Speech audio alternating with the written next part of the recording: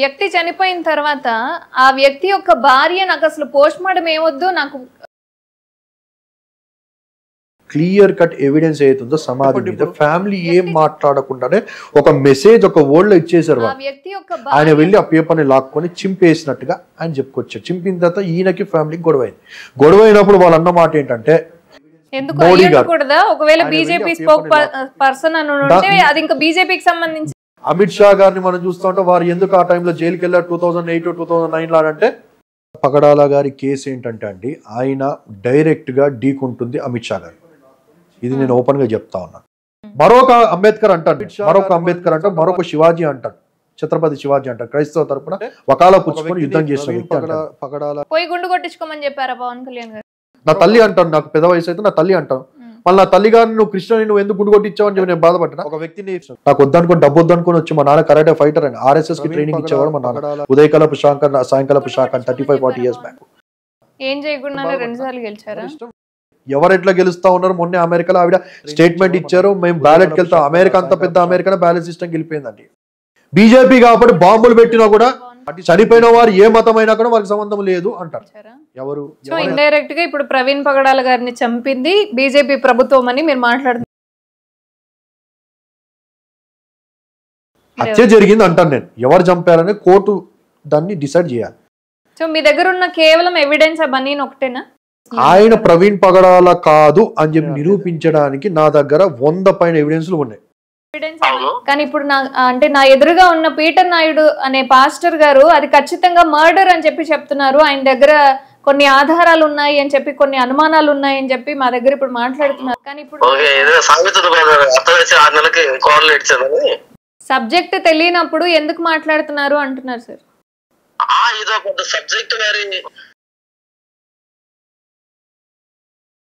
అందరికి నమస్కారం, నేను మీ లక్ష్మి. పాస్టర్ ప్రవీణ్ పగడాల గారి కేసు ఏదైతే ఉందో యాక్సిడెంట్ అని చెప్పి పోలీసులు ఆల్రెడీ పోస్ట్ మార్టం అండ్ అంటే ప్రెస్ మీట్ చెప్పి మరి ఇది ఖచ్చితంగా యాక్సిడెంట్ అయింది అని ఒక్కొక్కటి మొత్తం ప్రూఫ్లన్నీ రిలీజ్ చేశారు.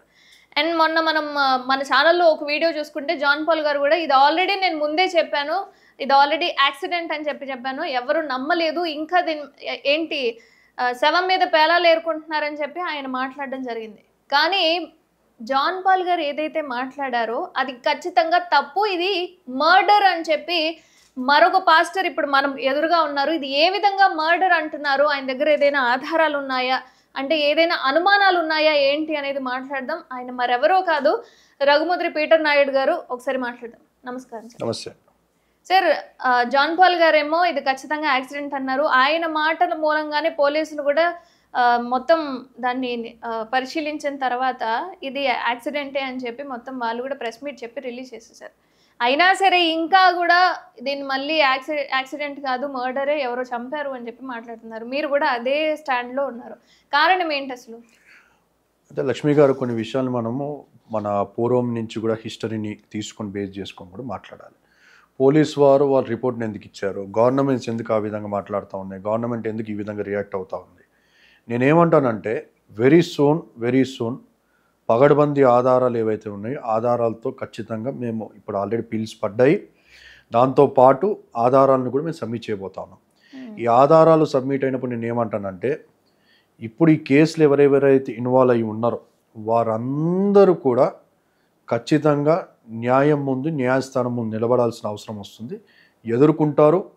ఇంకో పెద్ద స్టేట్మెంట్ నేను ఏమంటానంటే కూటమి ప్రభుత్వం ఏదైతే ఇప్పుడు ఆంధ్రప్రదేశ్లో ఉందో ఈ కేసు విషయంలో కూటమి ప్రభుత్వం కూడా ఫ్యూచర్లో కొన్ని కాన్సిక్వెన్సెస్ వారు ఎదుర్కోవాల్సిన అవసరం కనబడుతుంది. అంటే ప్రభుత్వం కూడా ఎదుర్కొంటారు, ప్రభుత్వం కూడా ఎదుర్కోబోతా ఉంది. ఎందుకంటే నేను ఏవైతే ఆధారాలు తీసుకొచ్చి నేను కోర్టు ముందు పెట్టబోతా ఉన్నానో ఆ ఆధారాలు అలాంటి ఆధారాలు కాబట్టి, ఎందుకంటే ఆధారాలు సేకరించాలంటే ఇట్స్ నాట్ ఏ జోక్ అండి.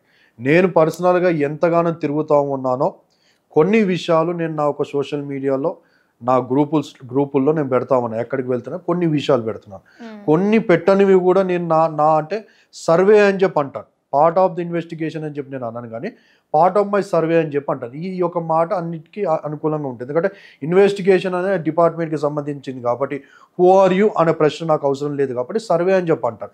నా సర్వే లేకుంటే నేనేదో ఎత్తుక్కుంటున్నాను, నేనేదో తవ్వుకుంటున్నాను, నా టీమ్స్ నాతో పాటు అనేక మంది పనిచేస్తూ ఉన్నారు, నాకు కొన్ని ఎవిడెన్స్లు నాకు కలెక్ట్ అవుతూ ఉన్నాయి. ఈ ఎవిడెన్స్లు నాకు కోర్టులో రుజువు చేయడానికి అవి సరిపోవు. దీనికి ఇంకా కొద్దిగా అంటే ఇప్పుడు ఏదైతే నాకు అంటే లోకంలో సామెత అంటూ ఉంటారు కదా, తీగ లాగితే దొంగ కదిలింది అనే సామెత లాగా నాకు తీగ దొరికింది. ఇప్పుడు ఆ తీగను నేను లాగుతూ ఉన్నాను, నాకు కావాల్సిన ఇన్ఫర్మేషన్ నాకు వస్తూనే పగడుబందిగా ఎవిడెన్స్లు కొంతమంది దగ్గర ఉన్నాయి, అవి కూడా మా దగ్గరకు ఆల్మోస్ట్ రీచ్ అని వెరీ సూన్ కోర్టులో అది మేము ప్రొడ్యూస్ చేయబోతాం. ఇది ప్రొడ్యూస్ చేసినప్పుడు కోర్టులో వీడియోలతో పాటు సాక్షులతో పాటు నేను సబ్మిట్ చేసినప్పుడు ఖచ్చితంగా దీంట్లో ఇప్పుడు ఎగ్జాంపుల్ నేను ఏమంటానంటే 2008-9లో అండి మహారాష్ట్రలో ఒక పెద్ద బాంబ్ బ్లాస్ట్ జరిగింది. బాంబ్ బ్లాస్ట్ జరిగినప్పుడు ఐజీ గారు హర్ష కర్కరే అనుకుంటా ఐజీ గారు దాన్ని ఇన్వెస్టిగేషన్ చేశారు. ఇన్వెస్టిగేషన్ చేసిన తర్వాత ఇప్పుడు ప్రజెంట్ ఎంపీగా ఎవరైతే కనబడతా ఉన్నారో ప్రజ్ఞా ఠాకూర్ అని చెప్పి, ప్రజ్ఞా ఠాకూర్ కానీ పండిట్ అని చెప్పి, శర్మ గారు అని చెప్పి, ఉపాధ్యాయ అని చెప్పి రకరకాల పేర్లు అయినాక 14 మంది అరెస్ట్ అయ్యారు. వాళ్ళ దగ్గరికి వెళ్ళి ల్యాప్టాప్లో, ట్యాబ్లో, ఫోన్లో రికవరీ చేసిన తర్వాత ఇండియా మొత్తంలో సుమారుగా ఎన్ని అయితే గందరగోళాలు జరుగుతూ ఉన్నాయో అది ఒక సంస్థకు సంబంధించినట్టుగా వీరు ఆ సంస్థ వారుగా ఐజీ గారు ఒక బుక్నే రాస్తే 2017 అనుకుంటా 18లో ఆ బుక్ని వారు పబ్లిష్ చేశారు. తర్వాత బీజేపీ ప్రభుత్వం వచ్చింది, ఆ బుక్ని బ్యాన్ చేశారు. తర్వాత జరిగిన విషయం ఏంటంటే ఐజీ గారు కూడా ఒక బాంబ్ బ్లాస్ట్లో చనిపోయారని చెప్పి తెలుస్తాం. మరొకటి అర్థం, నేను డైరెక్ట్గా ప్రజలకు అర్థమవుతుంది, మీకు కూడా అర్థమవుతుంది. డైరెక్ట్గా I don't want to name ఆ పేర్లు చెప్పని అవసరం లేదు, నేను మాట్లాడుతాను, జరిగిన హిస్టరీ మాట్లాడుతున్నాను, నేను ఎవరిని బ్లేమ్ చేయట్లేదు. మరొక ఇన్సిడెంట్ చూద్దాము. జస్టిస్ లోయా అని చెప్పి అంటారు, మహారాష్ట్రలో జడ్జి గారు చనిపోయారు, కుటుంబం మొత్తం అది మర్డర్ అని చెప్పి అంటా ఉన్నారు. ఎలా చనిపోయారు జడ్జి లాయర్ గారు? అది అందరికీ తెలిసిన విషయం. అలాగే మనం కౌంట్ చేసుకుంటూ పోతా ఉంటే జడ్జులు కానీ, ఐపీఎస్ ఆఫీసర్లు కానీ, దాని తర్వాత స్పీకర్లు కానీ, ఎయిర్ క్రాఫ్ట్ క్రాష్లో కానీ, హెలికాప్టర్ క్రాష్లో కానీ, సినిమా యాక్టర్లు ఫ్లైట్ క్రాష్లో కానీ ఎంతోమంది చనిపోతూ ఉన్నారు. రక్షణ లేదు. అందుకే నేను అంటా ఉన్నాను, పేర్లు నేను చెప్పాను. నేను అందుకే హిస్టరీకి వెళ్దాం అన్నాను మొదట్లో. హిస్టరీ చూద్దాం, వాస్తవాలు చూద్దాం. ప్రజలకి తెలుసు, కానీ కోర్టులోకి వచ్చినప్పుడు ఇప్పుడు పక్కనే ఉన్నారండి గౌరీ లంకేష్ గారు అని చెప్పి, షీజ్ ఎ జర్నలిస్ట్, మీలాగే జర్నలిస్ట్, న్యాయం కోసము ధర్మం కోసము హిందూ అనుకుంటా. గౌరీ లంకేష్ గారు హిందువే. న్యాయం కోసము ధర్మం కోసము వారు డైరెక్ట్గా నిలబడి జర్నలిస్ట్గా వారు రాసని నిజాలు బయట పెట్టారు. ఇన్ ద డే డైరెక్ట్ వచ్చి అవన్నీ షూట్ చేశారు. ఎక్కడికి పోయింది కేసు? పక్కనే ఉంది ఆంధ్రప్రదేశ్, వివేకానంద గారి హత్య. ఇప్పటికి 6 ఇయర్స్ అవ్వస్తా ఉంది. సిబిఐకి అప్పచెప్పారు, దోషులు ఎవరిని పట్టుకున్నారు, అరెస్ట్ చేశారు. వాళ్ళ అవినాష్ రెడ్డి గారిని వాళ్ళ నాన్నగారిని తీసుకెళ్ళి లోపల వేశారు. కానీ ఇప్పటిదాకా కేసు ఏమైంది? సో అందుకే కొద్దిగా హిస్టరీకి వెళ్దాం అంటున్నా. ఎవరి భయాలు వారికి కనబడతా ఉన్నాయి, ఎవరి ప్రెజర్స్ వాళ్ళకు ఉన్నాయి, ఆ ఎగనెస్ట్కు పోతే ఏమవుద్దాం అని చెప్పి ప్రతి ఒక్కరికి తెలుసు. కాబట్టి ఈ కేసు విషయంలో ఎస్పెషల్లీ ప్రవీణ్ పగడాల గారి విషయంలో 110% ఇది జరుగుతుంది అనేది వాస్తవం.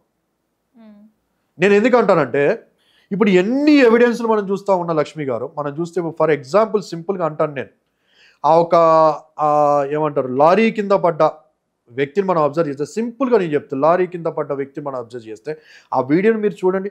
వాడు పగడబందిగా స్టంట్ మాస్టర్ అయి ఉన్నాడు. వాడు ఆ లైన్ దాటి సేఫ్టీ లైన్ ఏదైతే ఉంటుందో సేఫ్టీ లైన్ బయట పడలేదు, ఆ సేఫ్టీ లైన్ లోపల పడ్డాడు. సరే ఎట్లా అట్లా పడ్డాడు అనుకుందాము. దాని తర్వాత వాడు ఫల్టీ కొడ్డప్పుడు వెనకాల వాడి షర్ట్ ఇట్లా పైకి వెళ్తే లోపల వైట్ కలర్ బనియన్ కనబడుతుంది. ప్రవీణ్ గారు చనిపోయినప్పుడు ఆయన అంబులెన్స్లోకి ఎక్కించినప్పుడు ఈ పైన ఇది జిప్పు కాబట్టి ఆయన షర్టు ఇది కొద్దిగా ఇలాగ వస్తే ఇక్కడ స్ట్రాప్ ఆయన వేసుకున్న బనియన్ స్ట్రాప్ కనబడతా ఉంటుంది. ఇప్పుడు ఈ స్ట్రాప్ చూస్తే రెడ్ అండ్ బ్లూ కలర్ కనబడుతుంది, కింద షర్ట్ పైకి వచ్చినప్పుడు చూస్తే బ్లూ కలర్ బనియన్ కనబడుతుంది. నేను ఇప్పుడు అదే అడుగుతామన్నాను నేను. ఈ డూపుగాడేమో చూస్తే లోపల వైట్ బనియన్ కనబడుతుంది, చనిపోయిన ప్రవీణ్ అన్న దగ్గరేమో బ్లూ బనియన్ కనబడుతుంది. మనం స్నానం చేసిన తర్వాత కదా ఇన్నర్ ఏమన్నా డ్రెస్సెస్ చేంజ్ చేసుకుంటాము. ఈయన మళ్ళీ ఎక్కడ ఆగి స్నానం చేశాడని చెప్పి సరే అనుకుందాం కొద్దిసేపు. ఆయన 12.30 అవర్స్ లేదా 13 అవర్స్ జర్నీ చేశాడు కాబట్టి చెమట అయిపోయింది, ఎర్రటి ఎండలో డ్రైవ్ చేశాడు, కింద పడ్డాడు, పైన పడ్డాడు, చెమట అయిపోయాడు కాబట్టి, బాగా తాగాడు కాబట్టి తాగిందంతా మీద పడింది కాబట్టి లోపల షర్ట్ చేంజ్ చేసుకున్నాడు, లోపల బనియన్ చేంజ్ చేసుకున్నాడు అని చెప్పి కొంతమంది అనవచ్చు. సరే ఎక్కడ చేంజ్ చేసుకున్నాడు? పోలీసు వారు చెప్పేది ఏంటి, ఎక్కడ కూడా ఆగలేదని చెప్పి అంటా ఉన్నారు. మళ్ళీ నేను ఎక్కడ ఆగాడు? ఆయన నేచర్ కాలు కూడా ఆగలేదు, కనీసం వాటర్ బాటిల్ కూడా ఆగలేదు. తాగేటప్పుడు కూడా వాటర్ బాటిల్ మనిషి అనేటోడు అందులో కలుపుకుంటాడు కదండి. రకరకాల బ్రాండ్లు కనబడుతున్నాయి, వాళ్ళు వాటర్ కలుపుకోరా? కచ్చా అంతా తాగేస్తారా? కచ్చా తాగితే పేగులు కాలిపోతాయండి. అందరికి తెలుసు. కచ్చా దగ్గర మళ్ళీ వాటర్ బాటిల్ కొన్నట్టు కూడా లేదు కదా అక్కడ. ఒకవేళ కార్ అనుకుందాం, కార్ అయితే నీళ్ళ బాటిల్ లోపడే ఉంటుంది. ఆయన వెళ్ళింది బండి మీద కదా, మళ్ళీ నీళ్ళ బాటిల్ లేదే అక్కడ. అంటే బండిలో వాటర్ బాటిల్ పెట్టుకోకూడదు. జనరల్గా చెప్తా ఉన్నాను నేను. ఇప్పుడు ఆయన ఒకవేళ ఎంతసేపు తాగుతాడు నీళ్ళు, ఎన్ని బాటిల్స్ ఉన్నాయి లోపల, జనరల్గా నేను చెప్తా ఉన్నాను. ఇప్పుడు ఆయన బనియాన్ ఒకలా చేంజ్ చేసుకున్నాడు అనుకుంటే లోపల ఇప్పుడు కింద అన్నిసార్లు పడ్డాడండి. పోయి ఆ పార్క్లో కూడా 3 hours ఏమో పడుకున్నాడని చెప్పి అంటా ఉన్నారు. 3 hours అటు ఇటు పార్క్లో దొరికిన వ్యక్తి, కింద పడి రోడ్ల మీద దొరికిన వ్యక్తి లోపల చేంజ్ చేసుకున్నాడు కానీ బయట షర్ట్ చేంజ్ చేసుకోలేదా, ప్యాంటు చేంజ్ చేసుకోలేదా? మళ్ళీ చేంజ్ చేసుకుంటే ఒకవేళ ఎక్కడ చేంజ్ చేసుకుంటే చూపెట్టండి, ఇక్కడ కూడా ఆగలేదని చెప్పి అంటారు. ఒక వైన్స్ కోసం తప్ప నేచర్ కాల్కి ఆగలేదు, నీళ్ళకి ఆగలేదు, ఆకలికి ఆగలేదు. ఒక పెట్రోల్కి ఆగాడు, పెట్రోల్ పోపించుకోవడానికి. రెండోది వైన్ షాప్ కూడా ఆగుతాడా? పచ్చి తాగిన వ్యక్తి, పచ్చి తాగుపోతాడైనా కానీ అన్ని గానం ఫ్రూట్ జ్యూస్ లాగా మిక్స్ చేసుకొని తాగిన వ్యక్తి 430 kilometers ఎవరైనా ట్రావెల్ చేస్తారా? లాజికల్గా అది పాసిబుల్ కాదు, ప్రాక్టికల్గా కూడా అది పాసిబుల్ కాదు. మనం ఇక్కడి నుంచి ఇక్కడ తాగుతున్నాం, మనం ఎంతమంది చూస్తాం. నడవలేక ఇట్లా పోయి వాడు పడతా ఉంటాడు, బండి మీద పోయేటాడు పడతా ఉంటాడు, కార్లో సీట్లో చూస్తున్నా ఇష్టం వచ్చి గుద్దేసుకుంటా ఉంటాడు. 430 kilometers 12.5 hours 13 hours తాగి 3 సార్లు తాగి ఎవరైనా డ్రైవ్ చేస్తారా? ఇన్నిసార్లు పడి డ్రైవ్ చేస్తారా? అదే అంటా ఉన్నాడు. ఇది నమ్మడానికి ఉందా అంటున్నాడు. ఎవరైనా తాగిన డ్రైవ్ చేస్తారా? ఇంత ఇంటలెక్చువల్ పర్సను, ఇంత స్పిరిచువల్ పర్సను, ఇంత పేరుగాంచిన వ్యక్తి ఇంత పచ్చిగా తాక్కుంటూ వెళ్తాడా? చెప్పే స్టోరీ అయినా మనకు నమ్మడానికి అవ్వాలి కదా, మనసుకు ఒప్పుకోవాలి కదా. ఎవరైనా నమ్ముతారా? 13 hours తాక్కుంటూ వెళ్తారా అంటే ఎర్రటి ఎండాలి. అది కూడా 430 kilometers. ఆయన కార్లు లేవా? 4 SUV కార్లు ఉన్నాయండి, పెద్ద పెద్ద. నాకు పర్సనల్గా తెలుసు. అంటే అసలు వచ్చిన వ్యక్తి ప్రవీణ్ పగడాలే కాదంట. దట్స్ వాట్ ఇప్పుడు అదే కనుక కనబడుతుంది మనకి. ఆయన 24 చచ్చిపోయిన వ్యక్తి ఎవరు మరి? నిన్న వెస్లీ గ్రౌండ్స్ లో మీటింగ్ జరిగినప్పుడు 24 years 19 years ఫ్రెండ్షిప్, ఇద్దరు కలిసి బ్యాచులర్ గా ఉన్నప్పటి నుంచి ఆ వ్యక్తి వచ్చి నేను సాక్ష్యం ఇస్తా ఉన్నాడు. ప్రవీణ్ నాకు పర్సనల్ గా తెలుసు, ఆయన తాగే అలవాటే లేదు. యేసు ప్రభువాన్ని అంగీకరించక ముందు ఆయన తాగేవాడు, తర్వాత ఆయన తాగుడు లేదా నాకు పర్సనల్ గా తెలుసు అని చెప్పన్నాడు. తాగడు కదా ఆయన. వాళ్ళ ఫ్యామిలీ చెప్పిన, వాళ్ళ సిస్టర్ వచ్చి చెప్తా ఉంది కదా మా అన్నయ్య కాదని చెప్పి.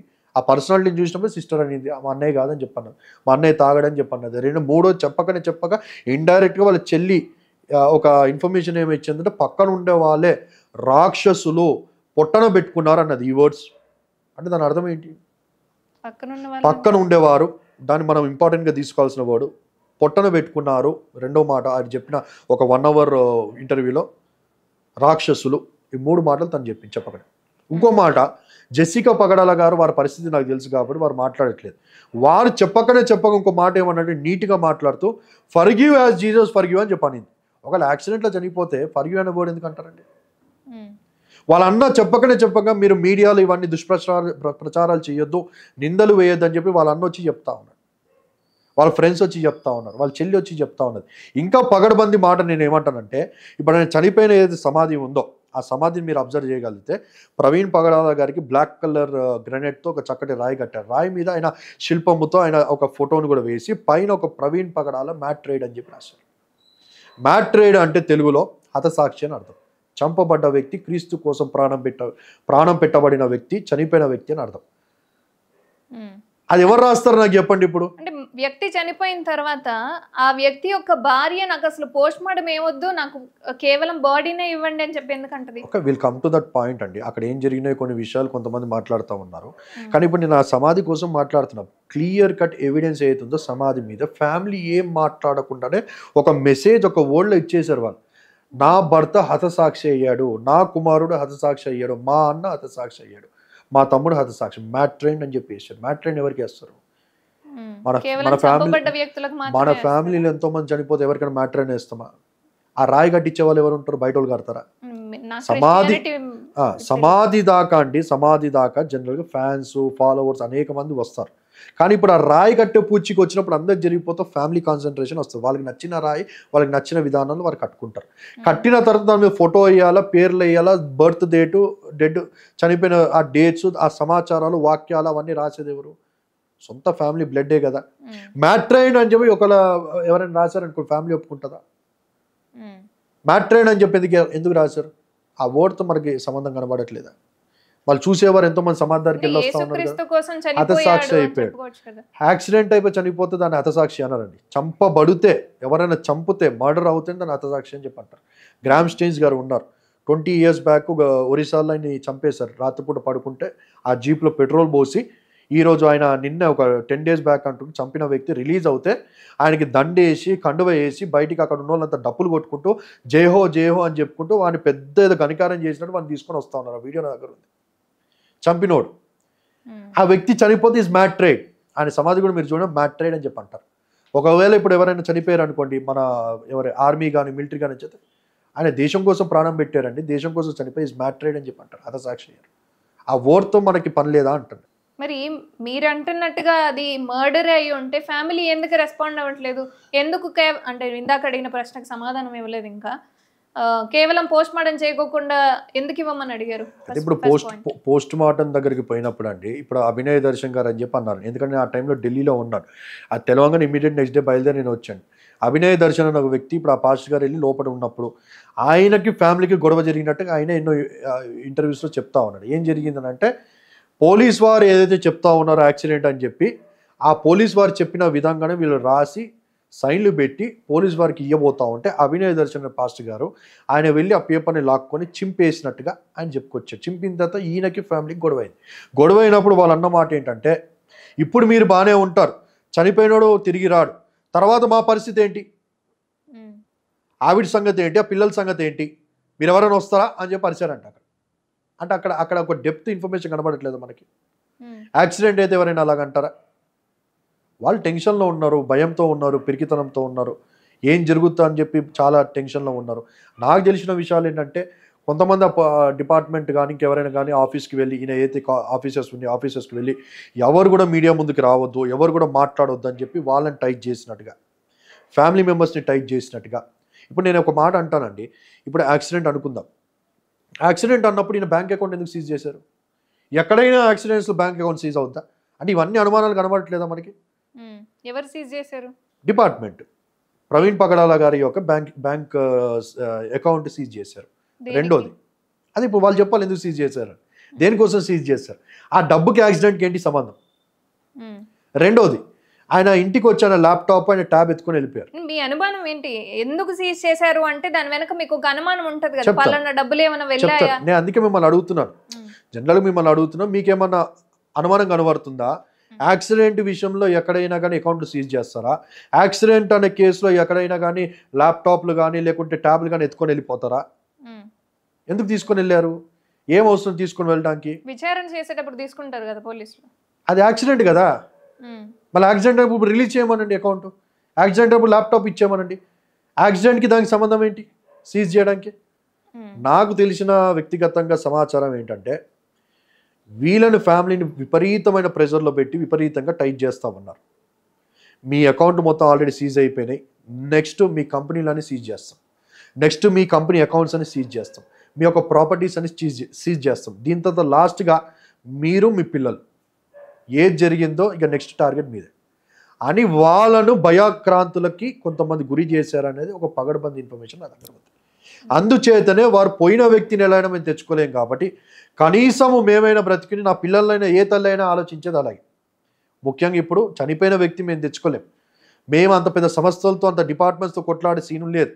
అలాంటిది ఇండియాలో ఎన్నో కేసులు చూస్తా ఉన్నాం. ఇప్పుడు నేను చెప్పినట్టు ఎగ్జాంపుల్ వివేకానంద రెడ్డి గారిది పక్కనే ఉంది, ఇటు కర్ణాటక చూస్తే ఈ పక్కన మనకి గౌరీ లంకేష్ గారి కేసు పక్కనే ఉంది, పైకి పోతే జస్టిస్ లాయర్ గారు ఉంది. అలాగే చూస్తూ ఉంటే గోద్రా దాంట్లో అక్కడ ఒకటి కనబడుతుంది భార్యాభర్తలది.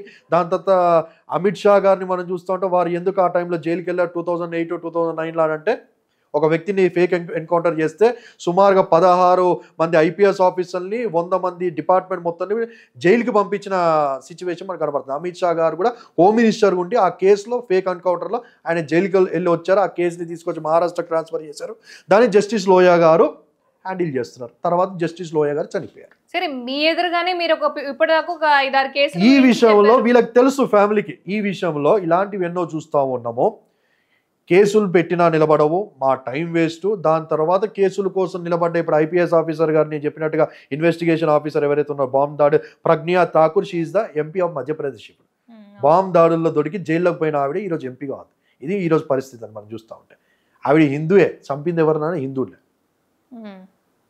సరే టీకే, ఆ సబ్జెక్ట్ అనేది డిఫరెంట్, కానీ ఈ కోణంలో వాళ్ళకి అర్థమైంది సబ్జెక్టు.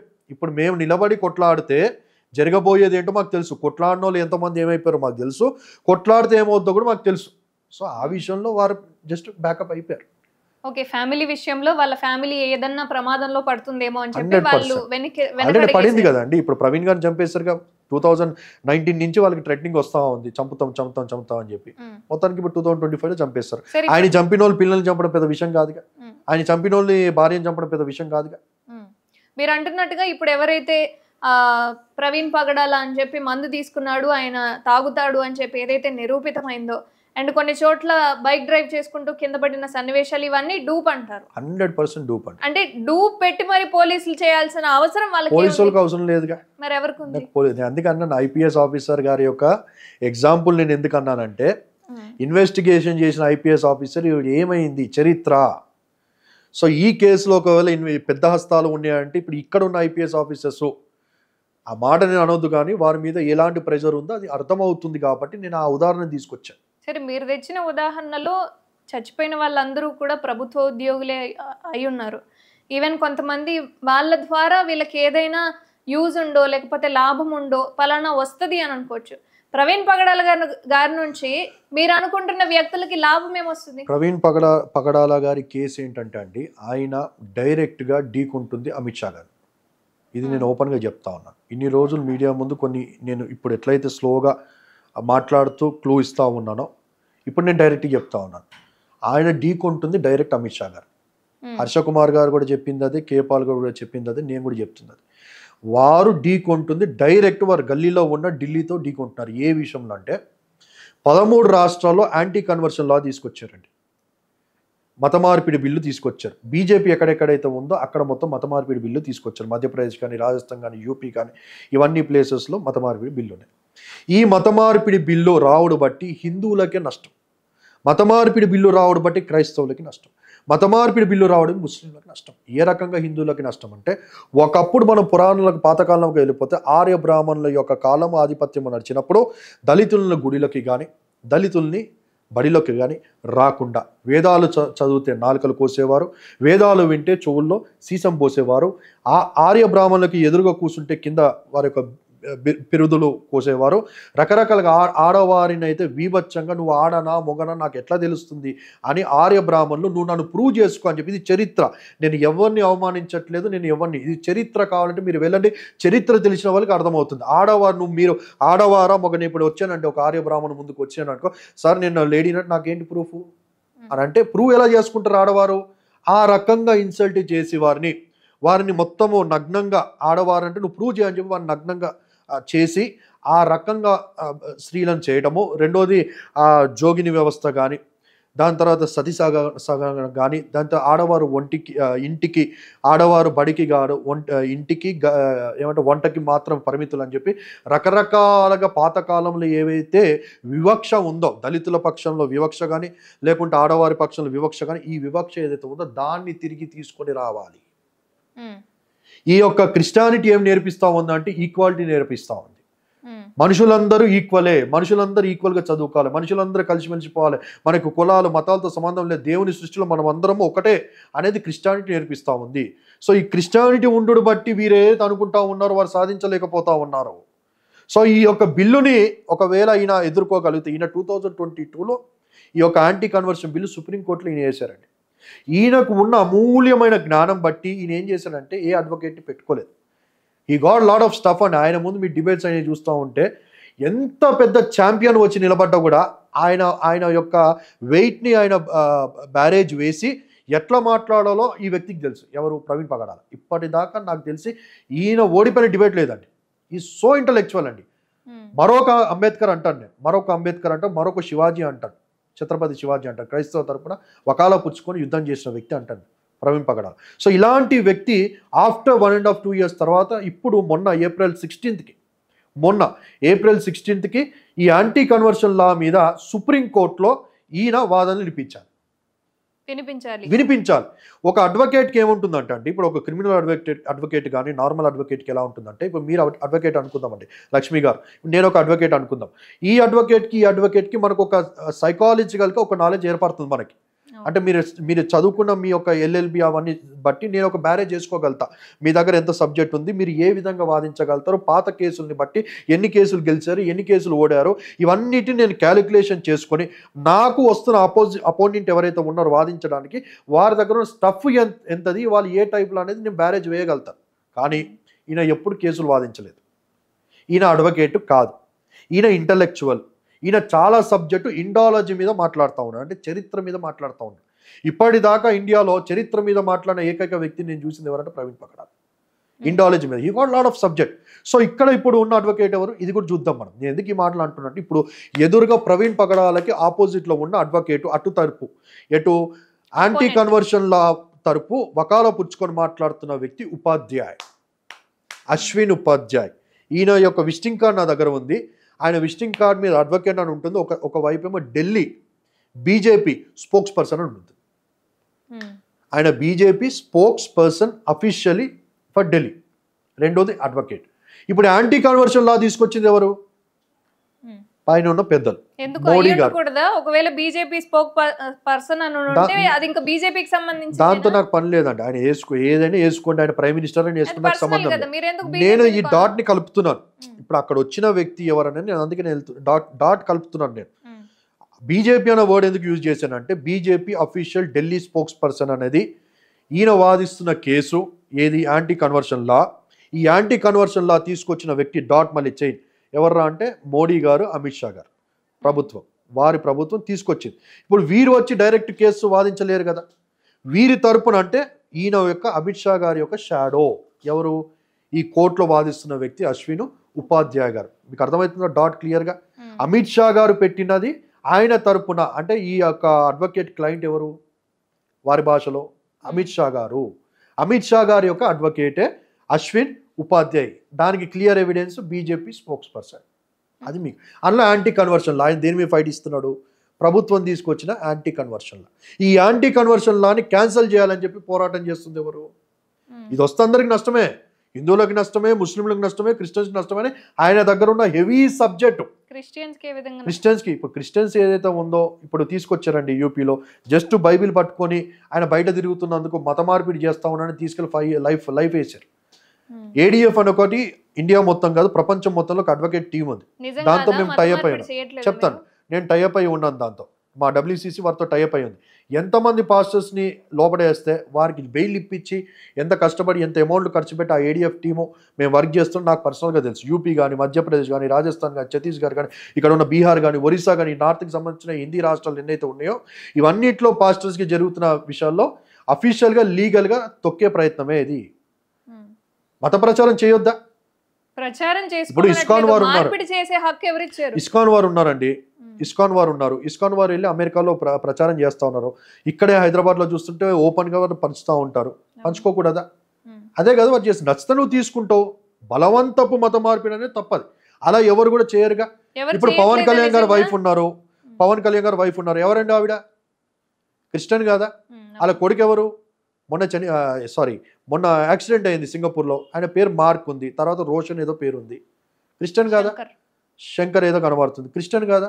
పవన్ కళ్యాణ్ గారు యోర్దాన్లో వెళ్ళి బాప్తిజం తీసుకున్న ఫోటోలు ఉన్నాయి నా దగ్గర. చర్చిల్లో ఉండి బైబిల్ పట్టుకొని ప్రేయర్ చేయించుకున్న ఫోటోలు ఉన్నాయి. నేను క్రిస్టియన్ అని బాప్తిజం తీసుకొని చెప్పి పవన్ కళ్యాణ్ గారు చెప్పిన మాటలు ఉన్నాయి. అలా ఆవిడ ఎవర్రా అంటే షీజ్ ఎ క్రిస్టియన్ అని తెలుసు. మళ్ళీ ఇప్పుడు ఆవిడ వెళ్ళి తిరుపతిలో గుండు కొట్టించుకున్నారా? అంటే మీరు క్రిస్టియన్ని గర్వాపసి చేస్తే తప్పు లేదు, కానీ అవతల వాళ్ళు ఇంకోళ్ళు గర్వాపసి చేసో లేకపోతే మార్చే తప్పు లేదా? భార్యాభర్తలే. మతం విషయంలో క్రిస్టియానిటీలో నుంచి హిందువులకి ఆవిడ వెళ్ళి గుండు కొట్టించుకుంటా మేము వచ్చి మాట్లాడుతా ఉన్నామా? పోయి గుండు కొట్టించుకోమని చెప్పారా పవన్ కళ్యాణ్ గారు? ఇప్పుడు ఆవిడ ఆయనకి భార్య అండి, కానీ ఆవిడ ఇప్పుడు నాకు వచ్చి షీజ్ క్రిస్టియన్ మై సిస్టర్ అంటాను కదా, నా తల్లి అంటాను. నాకు పెద్ద వయసు అయితే నా తల్లి అంటాను. మళ్ళీ నా తల్లి గారిని నువ్వు క్రిస్టియన్ నువ్వు ఎందుకు గుండు కొట్టించావు అని చెప్పి నేను బాధపడ్డా. ఎవరి ఇష్టం వారిది అంటాను. స్వేచ్ఛ, అది నేను చెప్పేది. స్వేచ్ఛ, ఈక్వాలిటీ. క్రిస్టియన్స్ కూడా ఎవరిని బలవంతపు మత మార్పిడి చేయరండి, ప్రచారం చేస్తాం. ఈ ప్రచారం చేయడమే ఈ మత మార్పిడి బిల్లు యొక్క ఉద్దేశం ఏంటంటే, ప్రచారం చేస్తే కూడా, బైబిల్ పట్టుకుంటే కూడా, ప్రార్థనలు చేస్తే కూడా, చర్చిలు నడిపితే కూడా, అంటే ఈ లాని ఇష్టం వచ్చినట్టు యూజ్ చేస్తున్నారు. అక్కడ మత ప్రచారం మరొక మతాన్ని తిడుతూ వాళ్ళ మతంలో విధానాలు ఏ విధంగా ఉన్నాయి అని తప్పు అంటాను. అలా తిట్టడం తప్పు అంటాను. ఇప్పుడు కూడా నేను అది చెప్తున్నాను. I'm giving a call to every pastor. తిట్టడం తప్పు. నీ గురించి నువ్వు చెప్పుకో అంటాను. నేను ఏమంటానంటే నీ మతాన్ని నువ్వు గౌరవించు, నీ మతాన్ని నువ్వు పాటించి ఇతర మతాలను గౌరవించు అంటాను. ఇతర మతాలను గౌరవించబ్బా. అది హిందూయిజం అయినా కానీ, ముస్లిమిజం అయినా కానీ, క్రిస్టియనిజం అయినా కానీ, నీ మతాన్ని నువ్వు పాటించుకో, నీది ఏదైతే నువ్వు పాటించుకో, ఇతర మతాలని అపోజిట్ పర్సన్ నువ్వు గౌరవించని చెప్పంటారు. నీ మతంలో ఇలా ఉంటారు, నీ మతం వాళ్ళు ఇలా చేస్తారు అని చెప్పి ఈ మత మార్పులు చేయడం తప్పు. అలా మాట్లాడడం తప్పండి, 100% తప్పు. ఇప్పుడు మేమే ఉన్నాము, మేము క్రైస్తవంగా మారాము, మాకు ఎవరు చెప్పలేదే. మాకు దేవుడు మా జీవితాల్లో చేసిన కార్యాలు బట్టి మేము మారడానికి వచ్చాం. మా సాక్ష్యాలు మాకుండే. మేము డబ్బు వద్దనుకొని వచ్చానండి. I was a flight officer ఎమిరేట్స్కి, దుబాయ్లో. నేను ఎయిర్పోర్ట్లో 8 years అక్కడ వర్క్ చేశాను. నేను 3 lakhs శాలరీ ఉండేది. అది నేను వచ్చి సేవ చేసుకుంటాను. డబ్బు వద్దనుకొని వచ్చాను. నేను సినిమా బ్యాక్గ్రౌండ్ ఉంది, మా ఫ్యామిలీ హీరోలు ఉన్నారు సినిమాలో. మా నాన్నగారు 3 సినిమాలు తీశారు హీరోగా. నాకు వద్దనుకొని డబ్బు వద్దనుకొని వచ్చి, మా నాన్న కరాటే ఫైటర్ అని RSSకి ట్రైనింగ్ ఇచ్చేవాడు మా నాన్న. ఉదయకాలపు శాఖ, సాయంకాలపు శాఖ అని 35-40 years బ్యాక్. 10 స్కూళ్ళు ఉండేవి మాకు. అంబాసిడర్ కార్ అప్పట్లో ఉండేది. 10 బిజినెస్లు ఉండే. Printing press, Shri Sai typing institute అని చెప్పి మా నాన్నగారి టైపింగ్ ఇన్స్టిట్యూట్ ఉండే. VCR ఆయన రెంట్కి ఇచ్చేవారు. అలాగే 10 రకాల బిజినెస్లు చేసేవారు. అన్ని బిజినెస్ వదిలిపెట్టుకొని యేసు ప్రభు ఒకటే శరణం అని చెప్పి వచ్చాడు. ఎవరు మత మార్పిడి చేస్తారు? యేసు ప్రభే మాట్లాడేది ఆయనతో, ఎవరు మాట్లాడలేదు. ఆయనకు జరిగిన కొన్ని కారణాలు బట్టి ఎవరు సాయం చేయకపోతే, సాయం చేసేవారు ఎవరా అని అంటే ఎవరో ఇలాగ వచ్చి చెప్పారు, ఆ దేవుడిని కోరుకాయ నిజంగా ఉంటే నీ గట్టెక్కిస్తాడు. ఆయన నిజంగా ఉన్నాడా? నిజంగా కోరుకో, మనసులో కోరుకున్నాడు. నువ్వు నిజంగా ఉన్నావు అని చెప్పి అందరూ అంటూ ఉంటారు కదా. నిజంగా నువ్వు ఉంటే ఈ యొక్క ఏమంటారు, ఈ యొక్క పరిస్థితి నుంచి నన్ను గట్టెక్కించు ఆయన కోరుకున్నాడండి మనసులో. అది 7 సంవత్సరాల ఒక సాల్వ్ కాని ప్రాబ్లము ఆయన కోరుకున్న ఒక 1 week 7 daysలో ప్రాబ్లం సాల్వ్ అయిపోయింది. దాన్ని బట్టి ఆయన యేసుప్రభు నిజంగా ఉన్నాడు, వింటున్నాడు, నా ప్రాబ్లంకి సొల్యూషన్ ఇచ్చాడని చెప్పి ఆయన యేసుప్రభుని సినిమాలు కరాటే స్కూల్ అన్నీ వదిలేసి యేసుప్రభుని అంగీకరించారు. అనిల్ కుమార్ గారు ఉన్నారండి. వాళ్ళ ఇల్లు పాత ఇల్లు వచ్చి ఓయూ పక్కనే ఉంటుంది. నేను వెళ్ళాను. స్టిల్ వాళ్ళ మదరు, ఫాదరు, ఆ ఫ్యామిలీ అలాగే ఉంది. ఆయన మారారు. ఎందుకు మారారు? హీరోయిన్ జయసుధ గారు ఉన్నారు, సూర్య గారు ఉన్నారు, హీరో రాజా ఏబెల్ గారు ఉన్నారు, దాని తర్వాత నగ్మా గారు ఉన్నారు. రకరకాల హిందూయిజంలో వచ్చిన వాళ్ళు కూడా ఉన్నారండి. ఎవరి మతాన్ని, ఎవరి స్వేచ్ఛ వాళ్ళకు ఉంది. వారి విశ్వాసాలు బట్టి, ఎవరి ఇష్టాలు బట్టి, టేస్టులు బట్టి వారు వెళ్ళొచ్చు. కానీ అణిచివేయటము అది లేకుండా చేయాలి అనే ఉద్దేశం కరెక్ట్ కాదని చెప్పి అంటాను నేను. ఇప్పుడు అదే జరిగింది అక్కడ. ఏదైతే ఇప్పుడు ఈ యాంటీ కన్వర్షన్ లా ఉందో అది క్లియర్గా ఇప్పుడు జరుగుతూ ఉంది, అది కనబడుతూ ఉంది. దేశమంతా యాంటీ కన్వర్షన్ లా తీసుకురావాలి అనే ఉద్దేశం ఏదైతే ఉందో దాన్ని వ్యతిరేకించాలని చెప్పి ఈయన పిల్లేసాడు అక్కడ. ఆఫ్టర్ 2 years నిన్న April 16th ఆయన వెళ్ళి వాదనలు వినిపించాలి. ఇప్పుడు అక్కడ ఉన్న అడ్వకేట్కి ఆయన బ్యారేజ్ చేయడానికి లేదు. ఈయన దగ్గర ఉన్న హెవీ స్టఫ్ ఆయన గురించి తెలుసుకున్నప్పుడు ఈయన దగ్గర చాలా హెవీ స్టఫ్ ఉంది. ఒకవేళ మేము ఓడిపోతే, ఈ కేసు మేము ఓడిపోతే ఏంటి పరిస్థితి అనేది వాళ్ళకి ఆలోచన కలిగింది. హలో, ఎందుకంటే మతం పేరు మీద బతికే పార్టీలు ఉన్నాయి, మతాన్ని బేస్ చేసుకొని నడిపి డబ్బులు సంపాదించుకునే ఆర్గనైజేషన్స్ ఉన్నాయి మన భారతదేశంలో. ఇది వాస్తవం 100%. ఎవరు ఒప్పుకున్నా ఒప్పుకోకపోయినా ఈ మతం బేస్ చేసుకో, మతానికి వారు చేసిన రూపాయి ఏం లేదు. ఒకప్పుడు లీటరు 50-60 రూపాయలు ఉన్న పెట్రోల్ ఈరోజు మనం చూస్తే 107 దాకా వెళ్ళిపోయింది పెట్రోల్. ఎవరికి చేస్తారు? ఏ హిందువులకి ఏమి మేలు చేశారని చెప్పి ఎవరికైనా చేశారా? వాళ్ళు పైన ఏదో సాధించుకోవడానికి, వాళ్ళ పబ్బం గడుపుకోవడానికి తప్ప కింద ఉన్న హిందువులకి కానీ, ముస్లింలకు కానీ, క్రిస్టియన్లకు కానీ ఆ పార్టీలు కానీ, ఆర్గనైజేషన్ వారు కానీ చేసింది ఏమి లేదు. ఆ ఆర్గనైజేషన్ దేశభక్తి అని చెప్పి అంటారు, కానీ ఎక్కడైనా కానీ ఫ్రీడమ్ దాంట్లో కానీ ఎక్కడైనా కానీ పార్టిసిపేట్ చేసినట్టుగా ఉందా? ఏం చేయకుండానే 2 సార్లు గెలిచారా ఎవరు? నేను అదే అంటా ఉన్నాను. మతం పేరు మీద ఎట్లా గెలిచారంటే మళ్ళీ ఆ డెప్త్లోకి వెళ్ళిపోతే అది వేరే సబ్జెక్ట్కి వెళ్ళిపోద్ది. నా దగ్గర ఆధారాలు ఉన్నాయి. నా దగ్గర ఈవీఎం మిషన్లు అనేవి ఉన్నాయి. ఎవరు ఎట్లా గెలుస్తూ ఉన్నారు? మొన్నే అమెరికాలో ఆవిడ స్టేట్మెంట్ ఇచ్చారు, మేము బ్యాలెట్కి వెళ్తాం. అమెరికా అంత పెద్ద అమెరికాలో బ్యాలెట్ సిస్టమ్కి వెళ్ళిపోయిందండి. ఎందుకు వెళ్ళారు బ్యాలెట్కి? ఈవీఎంలు ఈజీగా హ్యాక్ చేయొచ్చు. ఈవీఎంలు హ్యాక్ అయినాయి. ఆంధ్రప్రదేశ్, తెలంగాణ ఇంకా లోతుకి వెళ్తే ఈవీఎంలతో ఏమేమి చేయొచ్చు. ఎందుకు అవతల వారు సైలెంట్గా ఉన్నారు, ఈతల వారు ఎందుకు మాట్లాడుతూ ఉన్నారు? దట్ ఈస్ డిఫరెంట్ సబ్జెక్ట్ అండి. ఎట్లా గెలిచారని అంటే అందరికీ తెలుసు ఎట్లా గెలుస్తున్నారు. మీరు అనుకుంటున్నట్టుగా కాంగ్రెస్ ప్రభుత్వానికి అంత సత్తా లేదా హ్యాక్ చేసేంత? కాంగ్రెస్ ప్రభుత్వాన్ని ఇప్పుడు ఎందుకనంటే నేను కూడా ఒక పార్టీలో ఉన్నాను కాబట్టి ఆ విషయాలు నేను మాట్లాడుతూ ఒక పార్టీకి నేను ఏదో వకాలా పుచ్చుకొని మాట్లాడడం ఉంటుంది. డిమానిటైజేషన్ అనేది చేసినప్పుడు, డిమానిటైజేషన్ చేయకముందు, చేయబోతున్నాం అన్నప్పుడు ఎవరెవరికి విషయాలు తెలిసినాయి, వాళ్ళు ఏవే జాగ్రత్తలు తీసుకున్నారు. తప్పేమని చెప్పి డిమానిటైజేషన్ ఎజెండా బయట ఏంటి మీడియాలో, అసలు తెర వెనుకలో ఉన్న ఎజెండా ఏంటి, ఎవరిని కొట్టడానికి డిమానిటైజేషన్ తీసుకొని వచ్చారు. తీసుకురావడం బట్టి ఇంట్లో పెట్టుకున్న ఈ యొక్క అన్ని తీసుకొచ్చి మోరీల్లోనూ తగలబెట్టేసి వదిలేసిన పరిస్థితులు వచ్చాయి.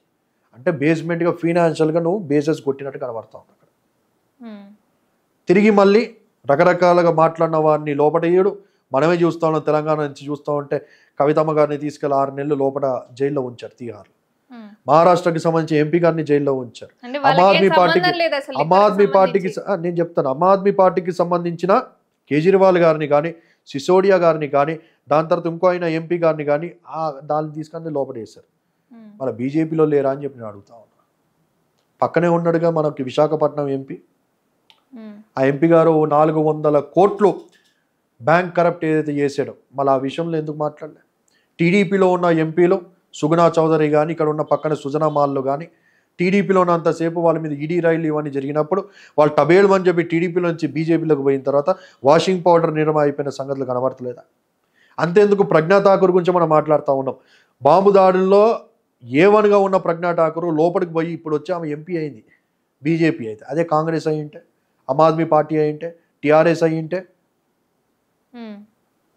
అయితే జైల్లోకి పోతారు. ఈ పార్టీకి బీజేపీ కాబట్టి బాంబులు పెట్టినా కూడా చనిపోయిన వారు ఏ మతమైనా కూడా వారికి సంబంధం లేదు అంటారు. సో ఇండైరెక్ట్ గా ఇప్పుడు ప్రవీణ్ పగడాల గారిని చంపింది బీజేపీ ప్రభుత్వం అని మీరు మాట్లాడుతున్నారు. నేను అనట్లేదే ఆ మాట, నేను అనలేదే. హత్య జరిగింది అంటాను నేను. ఎవరు చంపారని కోర్టు దాన్ని డిసైడ్ చేయాలి. సో మీ దగ్గర ఉన్న కేవలం ఎవిడెన్స్ ఆ బనీన్ ఒకటేనా? ఏదండి లోపల మీకు బనీన్ కనిపిస్తుంది? ఆయన ప్రవీణ్ పగడాల కాదు అని చెప్పి నిరూపించడానికి నా దగ్గర 100 పైన ఎవిడెన్స్లు ఉన్నాయి. క్లియర్ కట్గా సింపుల్గా అర్థం కావడానికి నేను చెప్పిన ఆధారం అది. రెండోది, అక్కడ కర్రలు కనబడుతున్నాయి కదండి, కర్రల మీద రక్తం కనబడుతూ ఉంది. ఆ రక్తం ఎవరిది? దాంతో కింద ప్రవీణ్ అన్న బ్లడ్ డిఎన్ఏ, బండి మీద ఉన్న డిఎన్ఏ, ఈ 3 డిఎన్ఏలు చెక్ చేస్తే ఒకటే అని చెప్పి తెలుస్తూ ఉంది కదా. కర్రల మీదకి రక్తం ఎలా వస్తుందండి? కర్రలేమో పైన ఉన్నాయి, ఆయనేమో కింద పడిపోయి ఉన్నాడు. రోడ్డు పైన ఉన్నాయి కర్రలని, కర్రల మీదకి రక్తం ఎట్లా వచ్చింది? ఇప్పుడు మీరు చెప్పిన దాని ప్రకారం అండ్ జాన్ పాల్ గారు ఏదైతే అక్కడ ఎవిడెన్స్ కనిపించారో దానికి ఒక క్లియర్ అండ్ కట్ ఆన్సర్ కూడా ఇచ్చేశారు ఎందుకు కనిపిస్తుంది ఏంటి అనేది. నేను ఇప్పుడు ఆయనతో ఒకసారి ఫోన్ మాట్లాడిస్తాను. ఆయన వర్షన్ ఏంటి, దానికి మీ సమాధానం ఏంటి అనేది. హలో జాన్ పాల్ గారు, నమస్కారం అండి.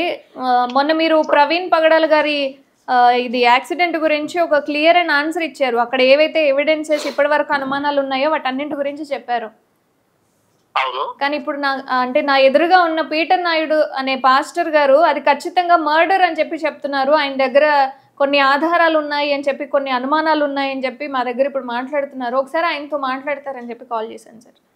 ఓకే, మీరు చెప్పిన దాంట్లో ఆధారాలు అన్నది తప్పు, అనుమానాలు అయితే ఉన్నాయి ఆ వ్యక్తికి. ఒకసారి మాట్లాడండి సార్. ఇవ్వండి. హలో హలో, చెప్పండి జాన్ పాల్ గారు. ఏంటి బ్రదర్? చెప్పండి మీ వర్షన్ చెప్పండి అంటున్నా. ఏం చెప్పాలి? అదే ఇప్పుడు మీరు మాట్లాడుతున్న వర్షము చెప్పండి అంటున్నా. ఏదో ఆధారాలు తప్పు ఉన్నాయి ఏదో అంటున్నారుగా. ఆధారాలు ఏం లేవు కానీ అనుమానాలు అయితే ఉన్నాయి. మీ దగ్గర లేవా ఆధారాలు? మీ దగ్గర అనుమానం తప్ప ఆధారాలు ఏమన్నా? నా దగ్గర ఉన్నాయిగా ఆధారాలు. ఏం ఆధారం ఉన్నాయి? నేను కోర్టులో ప్రొడ్యూస్ చేస్తాను. 14 రోజులు ఐదు అడిగితే ఇవ్వకుండా ఇప్పుడు వచ్చాయి. ఇప్పుడు వచ్చాయా? ఓకే, ఏదో సామెతలు అత్త వేసి 6 నెలలకి కోడలు ఇచ్చాదని. ఎప్పుడు వస్తే మీకెందుకండి? మీ బాధ ఏంటి? ఇప్పుడు వచ్చాయని మీ బాధ, లేకుంటే రాలేదని మీ బాధ? మేము ఇస్తాం కదండి, మీరెందుకు వచ్చి అనవసరంగా మాట్లాడాలి మీడియా ముందు? ఎవరు? 100% కేసు వేసామండి, మేమే వేసాం కేసు. తెలంగాణ కోర్టులో మేమే కేసు వేసాం. కోర్టులో ఉన్నప్పుడు మీరెందుకు వచ్చి మీడియా ముందు కన్ఫ్యూజ్ చేయడం? ఇప్పుడు మా ఆధారాలు మా దగ్గర ఉన్నాయని మేము మాట్లాడుతున్నప్పుడు మీరు ఎందుకు అనవసరం? మీ దగ్గర మీకు సబ్జెక్ట్ తెలియనప్పుడు ఎందుకు మాట్లాడు? మీకు సబ్జెక్ట్ తెలియనప్పుడు మీరు ఎందుకు వచ్చి మాట్లాడడం అంటున్నా. సబ్జెక్ట్ తెలియనప్పుడు మీరు ఎందుకు వచ్చి మాట్లాడడం మీడియా ముందు అంటున్నా. సబ్జెక్ట్ తెలియనప్పుడు ఎందుకు మాట్లాడుతున్నారు అంటున్నారు సార్. మళ్ళీ ఇది ఒక పెద్ద సబ్జెక్ట్, చిన్న సబ్జెక్టే కదా. చిన్న సబ్జెక్ట్ ని మీరు మీడియా ముందు ఎందుకు మాట్లాడుతున్నారు?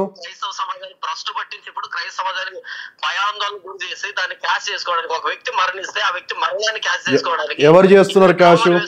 ఏ విధమైన కౌన్సిల్ ఇది? మీరు చేసుకుంటున్నారా క్యాష్? అసలు ఏ విధమైన కలుస్తారు మీరు? బైబిల్ చెప్పిందంటే మీరు చేసుకుంటే కాదు, క్యాష్ అంటున్నారు కదా, క్యాష్ ఎవరు చేసుకున్నారు? చెప్పబడితే మీ దగ్గర బైబిల్ దగ్గరికి పోవాల్సిన అవసరం లేదు. బైబిల్ సబ్జెక్ట్ ఇక్కడ ప్రవీణ్ పగడాల సబ్జెక్టు వేరు, బైబిల్ సబ్జెక్టు ప్రతిదీ బైబిల్కి లింక్ చేయాల్సిన అవసరం లేదు. మీరు క్రిస్టియన్సేనా? నేను సరే, మీ దృష్టిలో మీరు ఏమనుకుంటున్నారో అది తీసుకోండి. మీ దృష్టిలో నన్ను మీరు ఏమని అనుకోవచ్చు. మీరు క్యాష్ చేసుకుంటున్నారు అన్న విషయాన్ని నేను మాట్లాడుతూ ఉన్నాను. మీ దగ్గర ఆధారాలు ఉన్నాయా క్యాష్ చేసుకున్నట్టు? ప్రవీణ్ పగడాల గారి యొక్క విషయాన్ని క్యాష్ చేసుకుంటున్నామని చెప్పి మీరు ఎట్లా అంటారు? ప్రపంచమంతా కోడాయి కూస్తూ ఉంటే మీరెవరి మధ్య? సరే, మీ యొక్క విల్లింగ్ బట్టి మీరు మాట్లాడుతూ ఉన్నారు. ఎవరు? సరే, ఇప్పుడు నేను అడిగే ప్రశ్న ఒకటే అండి. మీరు క్యాష్ చేసుకుంటున్నారని చెప్పి అన్నారు. మీ దగ్గర ఆధారాలు ఉన్నాయా క్యాష్ చేసుకుంటున్నట్టు? అభినయ్ గారు స్కానర్లు పెట్టారని ఎవరు? కాదండి, హత్య కోసం కూడా మాట్లాడుతాను. మీరు అన్న ఒక పాయింట్, 99 మంది 99 మంది హత్య అంటా ఉంటే మీలాంటి వాళ్ళు వచ్చి మధ్యలో మీరు డబ్బులు తీసుకున్నారేంటి? లేదు లొంగిపోయారా, భయపడ్డారా? మీరు భయపడి డబ్బులు తీసుకుంటే పక్క జరిగిపోండి. మాలాంటి నీతి నిజాయితీ కలిగిన ధర్మం కలిగిన యోధులు ఉంటారని చెప్పి మర్చిపోకండి పాల్ గారు. నేను కూడా పాస్టర్ గానే అండి, మీకు తెలవనప్పుడు మీరు ఇంకోటి కూడా వచ్చి మీడియాలో ఇష్టం వచ్చిన మాట్లాడి కేసును మొత్తం నీరు కాచారంటే రేపు నేను ప్రొడ్యూస్ చేసిందా మీడియాలో వచ్చి కూర్చున్నప్పుడు ముఖం ఎక్కడ పెట్టుకుంటారో? క్రైస్తవ గుండు పట్టించుకుంటారా? కాదు. ఇది నేను హత్యాన్ని ప్రూవ్ చేసిన తర్వాత, నా దగ్గర ఉన్న ఎవిడెన్సులతో నేను హత్యాన్ని ప్రూవ్ చేసిన తర్వాత, ఎందుకంటే మీడియా ముందు పెట్టాల్సిన అవసరం నాకు లేదు. కోర్టులో ఆల్రెడీ చేసాము, నాకు ఆధారాలు వచ్చాయి, ఇంకా రావాల్సిన వినండి నాకు ఆధారాలు వచ్చాయి, ఇంకా ఆధారాలు కొన్ని రావాల్సిన ఉన్నాయి. అవి ఖచ్చితంగా వస్తే నేను కోర్టులో ప్రొడ్యూస్ చేస్తాను. తర్వాత మీడియాలోకి వచ్చి కూర్చుంటారు. అప్పుడు మీరు గుండు కొట్టించుకుంటారా అని అడుగుతున్నాను నేను. ఇప్పుడు జోక్ అనుకోండి, తర్వాత సీరియస్ గానే ఉంటుంది. ఇప్పుడు మీకు జోక్ గానే ఉండొచ్చు, నవ్వుతా ఉన్నారు. మీ ఎక్కిల్ నవ్వుతోనే అర్థమవుతుంది కదా జనాలకి. మీ యొక్క ఎక్కిల్ నవ్వుతోనే ప్రజలకు అర్థమవుతా ఉంది. మీరు కానీ అనిల్ కానీ వాడెవడో వచ్చి నేను దోస్త్ అని చెప్పి ఆడి చెప్తాడు, నువ్వేమో వచ్చి ఇక్కడ మీడియా ముందు ఒకలా పుచ్చుకొని ఇది యాక్సిడెంట్ అని చెప్పి నువ్వు రాజేష్ ఇద్దరు కలిసిపోయినట్టుగా మాట్లాడుతూ ఉన్నారు. ఎవరైనా ఉండొచ్చండి, ప్రపంచం తెలియదు. మీకు రాజేష్ ఎవరో తెలియకపోతే నేనేం చేస్తానండి? మీకు సోషల్ మీడియాలో ప్రవీణ్ గారి కోసం తెలుసు, రాజేష్ కోసం తెలీదా మీకు?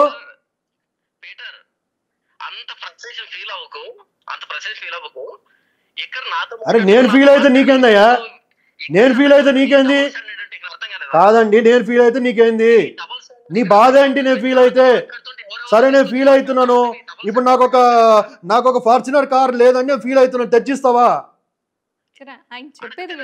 మళ్ళీ ఫీలింగ్ ఏం మాట్లాడుతున్నావు అసలు? మైండ్ ఉందా? మైండ్ పోయి మాట్లాడుతున్నాను. నేను ఫీల్ అయినా అని చెప్పి అంటావు, లేకుంటే ఏదో కోడి కూడా అంటావు, ఏదో కానీలో నువ్వు ఎక్కడో డిబేట్ చేస్తావు, నువ్వే క్రైస్తవానికి ఒకలా పుచ్చుకున్న నాయకుడు అని చెప్పి నువ్వు ఫీల్ అవుతున్నావు ఏంటి? అరే 100% కాదు, 1000% ఇది హత్య. మా దగ్గర ఎవిడెన్స్ ఉన్నాయి, మేము కోర్టులో పోయి మేము ప్రొడ్యూస్ చేయబోతా ఉన్న సాక్షులతో పాటు. నేను అందుకే అంటా ఉన్నాను, ఛాలెంజ్ ఇస్తుతా ఉన్నాను. రేపు కోర్టులోనే ప్రొడ్యూస్ చేసి ఇది హత్య అని చెప్పి బయటకు వచ్చిన తర్వాత మీడియాలో పెట్టిన తర్వాత నువ్వు వచ్చి గుండు కొట్టించుకుంటావా? ఛాలెంజ్ అంగీకరిస్తావా చెప్పు? నేను ప్రొడ్యూస్ చేయకపోతే నేను గుండు కొట్టించుకుంటా. నువ్వు కొట్టించుకుంటావా? మళ్ళీ నీకు తెలియనప్పుడు ఎందుకు నువ్వు ఛాలెంజ్ నువ్వు స్వీకరించాలో నువ్వు ఎందుకు మాట్లాడతావు? నువ్వు వచ్చి అందరినీ కన్ఫ్యూజ్ చేయడం ఎందుకు?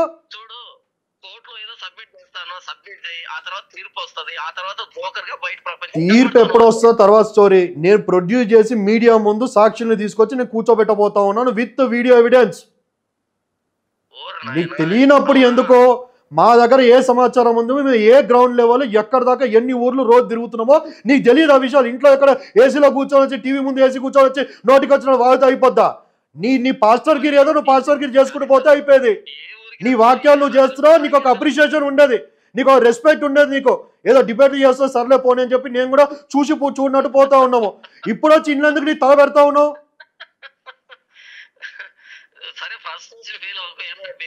అరే నా ఫీలింగ్ నీకు, నేను అదే అంటా ఉన్నా.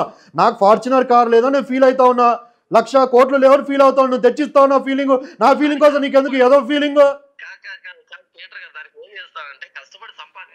సబ్జెక్ట్ లేనప్పుడు మాట్లాడదు జాన్ పాలు, కల్తీ పాలు లాగా జోకర్ గాను అయితే చివరికి. దేవుడు నిన్ను ఎన్నుకున్నది ఒక తర్కీరు చేసే అపాలజిస్టిక్ స్టైల్లో దేవుడు ఎందుకో నేను తీసుకెళ్తా ఉంటే ఆ సబ్జెక్ట్ మీద వెళ్ళిపో.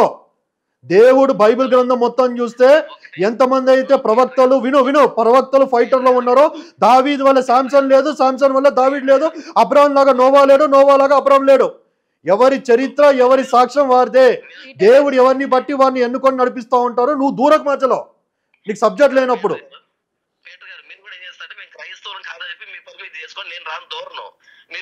మీరు తర్కీరు చేసే దాంట్లో దేవుడు మీకు అమూల్యమైన జ్ఞానం ఇచ్చారు బ్రదర్. ఆ విషయంలో ఐ సెల్యూట్, ఐ రెస్పెక్ట్. మీకు వెనకాల సెక్యూరిటీగా నిలబడడం అంటే సెక్యూరిటీగా నిలబడతాం ఆ విషయాల్లో, డిబేట్స్ లో. ఆయన చెప్పేది వినండి. ఎవరు? నువ్వెవరు నాకు చెప్పడానికి?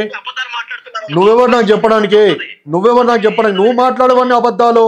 ప్రపంచం అంతా కోడై కూస్తుంటావు, నువ్వెవరు పాలకలం పుడకలాగా వచ్చి మధ్యలో యాక్సిడెంట్ అని చెప్పి అనడానికి. మళ్ళీ నువ్వు కూడా మరుగు అట్లా మరుగుతున్నావుగా, కుక్కలాగా మరుగుతున్నావుగా నువ్వు కూడా. నాకు ప్రూవ్ చేయి. నేను అందుకే అంటున్నాను, అది ప్రవీణ్ పగడాల అని చెప్పి ప్రూవ్ చేయి. ఎక్కడైనా ఇప్పుడు పాల్ గారు నేను ఏమంటానంటే సింపుల్గా ఒక మాట అడుగుతానండి. 3 గంటలైన పార్కులో పడుకున్నాడు కదా, ఒక సీసీటీవీ తీసుకొచ్చండి. నేను వెళ్ళాను రావణపాడికి, నువ్వు వెళ్ళావా రావణపాడికి? నేను వెళ్ళాను నైట్, నాకు ఫొటోస్ మీకు పంపిస్తా పర్సనల్ నంబర్కి. నేను వెళ్ళి ఇన్వెస్టిగేషన్ చేసుకొని వచ్చాను. అక్కడ ఎన్ని సీసీటీవీలు ఉన్నాయి? ఎదురుగా ఇన్ హోటల్ అని చెప్పి హోటల్ ఉంది, మధ్యలో పైన రెడ్ కలర్ సీసీటీవీలు ఉన్నాయి. చెప్పండి. ఆయన భార్య వచ్చి మాకు పోస్ట్ మార్టం కూడా లేకుండా బాడీని ఇవ్వండి తీసుకుని వెళ్తాము అని అంటే అర్థం ఏంటి? సరే నేను ఒక మాట చెప్పనా? ప్రశ్న కాదు, ఒక మాట చెప్పనా? ప్రశ్న కాదు, నేను ప్రశ్న అడగాను బ్రదర్. నేను కూడా ఎన్నో డిబేట్లు చేస్తున్నాను, నాకు తెలుసు. నేను ప్రశ్న అడగాను, ఒక సమాచారం చెప్తా. ఆయన చనిపోయిన సమాధి మీద మ్యాట్ ట్రేడ్ అని చెప్పి రాస్తుంది, తెలుసా ఆ విషయం మీకు? నేను ఏమంటాను ఇక ఈయనకి, నేను ఏంటి అబద్ధము? ఏంటి అబద్ధం? ఏంటి క్రీస్తుకు వ్యతిరేకము? ఏంటి రాయొద్దు కదా, అట్లా రాయొద్దు కదా. మళ్ళీ రాసింది ఎవరు రాశారు? ఫ్యామిలీ మెంబర్స్ కాదా? ఫ్యామిలీ మెంబర్స్ కి తెలియకుండా రాశారంటవా? ఇదిగోండి జూమ్ చేయండి. నేను సమాధి దగ్గరికి వెళ్ళి తీసిన ఫోటో ఇది, నా ఫోన్లోకి వెళ్ళి నేను మార్నింగ్ తీసిన ఫోటో ఇది. ప్రవీణ్ గా మన ఏం పేరు జాన్ పాల్ గారు కట్టేయండి. పువ్వులునే కనిపించవు కానీ నేను వెళ్ళి తీసాను ఫోటో, నేను క్లియర్గా చూశాను. అది మ్యాట్రైన్ అని చెప్పి ఉంటుంది, ఇంకో ఫోటో కూడా ఉంటుంది, నేను మీకు పంపిస్తే ఎడిటింగ్ లేయండి. కట్టేయండి అనుకోండి. ఈయన సబ్జెక్ట్ లేదండి, ఏం మాట్లాడతారు. ఎక్కడుంది మీరు అన్న వర్డ్? ఇంకో ఫోటో చూపెడతాను నేను, అది పువ్వులు అడ్డం ఉన్నాయి కదా. ఆయన ఏమంటున్నాడు? అట్లా రాయొద్దు, అబద్ధం అంటున్నాడు. ఫ్యామిలీకి తెలియకుండా రాస్తారా? చూపెడతాను, ఎందుకు టెన్షన్ ఏముంది, ఇలా ఉంటుంది ఎక్కడ ఫోటో. ఫ్యామిలీకి తెలియకుండా రాస్తారా? నేను అదే అడుగుతున్నాను కదా. ఫ్యామిలీకి తెలియకుండా కూడా రాస్తాడా? అందుకే మొదట్లో అన్నాను, ఫ్యామిలీ ఇన్వాల్వ్మెంట్ లేకుండా అక్కడ ఎవరు రాయరు. ఇదిగోండి ఆయన బ్లూ కలర్ చనిపోయినప్పుడు బ్లూ కలర్ లోపల వేసుకున్నాడు, క్లియర్గా ఉంది. ఈయనకి ఏం తెలుసు అని చెప్పి సబ్జెక్ట్ చెప్తలేడు కదా. మీరు అంటున్న వైట్ కలర్ బనీన్ ఎక్కడ ఉంది? వైట్ కలర్ చూపెడతాం కదా, వైట్ కలర్. ఆడే ఎన్నిగానో ఉన్నాయి ఫోటోలు నాకు. వైట్ కలర్ ఉంది, ఆయన చనిపోయింది. ఇదిగోండి ఫల్టీ కొట్టేటప్పుడు వైట్ కలర్. జూమ్ చేయండి అన్న, కనబడుతుంది. వీడియో చూడండి, వైట్ ఆడ ఎగిరి పడ్డప్పుడు వీడియో ఉంది మీకు సీసీటీవీలో. ఇక్కడ నుంచే కదా డౌట్స్ అనుమానాలు స్టార్ట్ అయ్యి. జూప్ అని ఎవరు అంటారండి? వైట్ కలర్ బని ఎగిరి పడ్డాడు. మనమేమో ఎడిటింగ్ చేయాల్సిన అవసరం లేదు. పోలీసు వాళ్ళు రిలీజ్ చేసిన ఆర్టీవీలో మీరు చూడండి. నేను చాలా ఆర్టీవీలో డిబేట్లో కూర్చొని ఇప్పటికే 5-6 సార్లు అయింది నేను డిబేట్ దీని మీద. ఇదిగోండి ఆయన పక్కన వేసుకున్న స్ట్రిప్ చూడండి, ఇదిగోండి ఈ స్ట్రిప్. ఆయన గొంతు కాడ స్ట్రిప్, ఇది రెడ్ కలర్ కనబడుతుంది, కింద బ్లూ కలర్ కనబడుతుంది.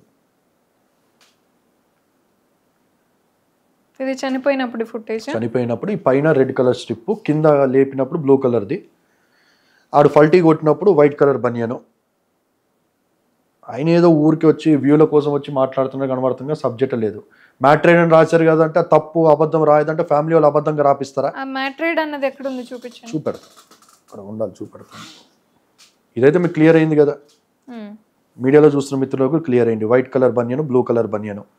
డౌట్ అక్కడే మనకు కనబడుతుంది. ఇవన్నీ అనుమానాలు, దీని మీద ఎందుకు ఎవరు మాట్లాడట్లేదు అంటే దాని జోలికే పోవట్లేదు ఎవరు. రకరకాలుగా ఉన్నాయండి, ఒకటిగా చాలా అంటే ఉన్నాయి. ఇది ఇప్పుడు ఇప్పుడు ఆడ కూర్చున్న రామన్న పాట దగ్గర బుల్లెట్ని చూడండి, దానికి మీకు ఇది కనబడుతుంది ఏంటి, ఇదిగోండి ఏంటది, మొబైల్ హోల్డరు. డూప్ బండికి మొబైల్ హోల్డర్ కనబడుతుంది. ప్రవీణ్ అన్న బండి పక్కనే ఉంది, దానికి మొబైల్ హోల్డర్ లేదుగా. ఇరిగిపోయిన కనబడాలి కదా అక్కడ. కానీ ఇరిగిపోతే ఒకవేళ ఇక్కడ మనం గట్టిగా పెడితే ఒక ఇట్లా స్ట్రాప్ లాగా వస్తుంది, ఆ స్ట్రాప్ అని కనబడగా బుల్లెట్ది. మీకు ఆ వీడియో కూడా నేను పంపిస్తే ఎడిటింగ్లో వేయండి. బుల్లెట్ డిఫరెంట్ కనబడుతుంది కదా అండి మనకి. Different bullet, different jeans colour. ఆయన వేసుకున్న డార్క్ బ్లాక్, ఇక్కడేమో ఆ కూర్చున్నోడేమో లైట్ కలర్ ప్యాంటు. ఎన్నో రకరకాల అనుమానాలు ఉన్నాయి, ఒక్క అనుమానాలు కాదు.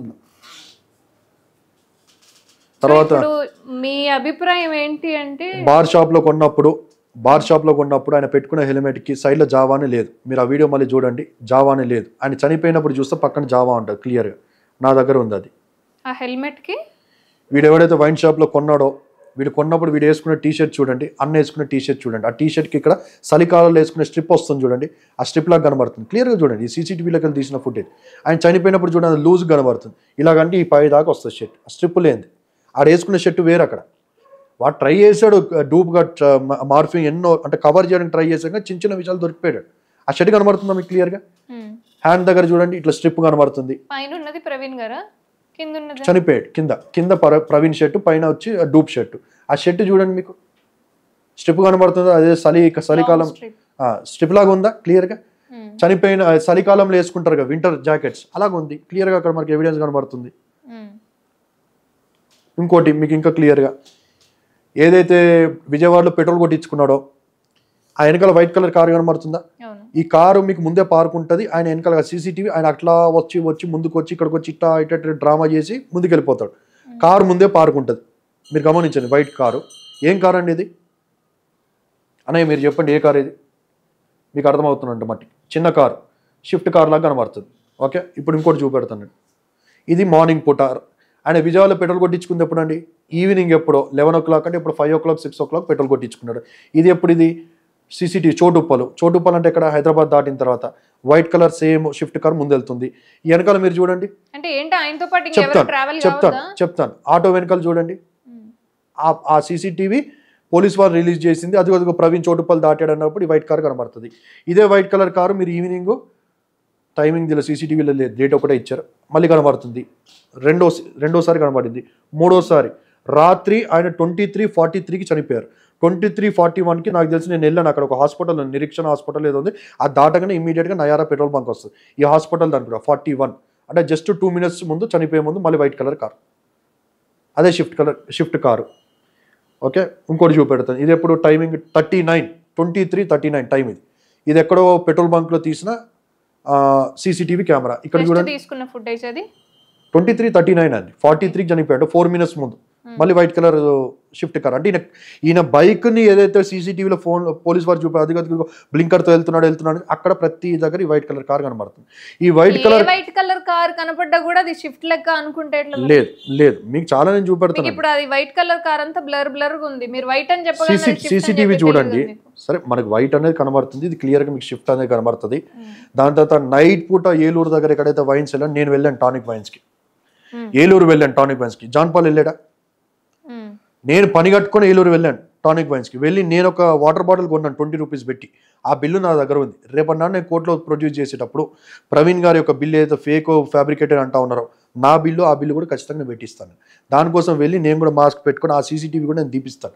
సండే రోజు నేను వెళ్ళి 20 rupees వాటర్ బాటిల్ కొన్నాను. నేను అక్కడ ప్రవీణ్ అన్న బాటిల్ ఇట్లా తీసేటప్పుడు వెనకాల వైట్ కలర్ కార్ కనబడుతుంది.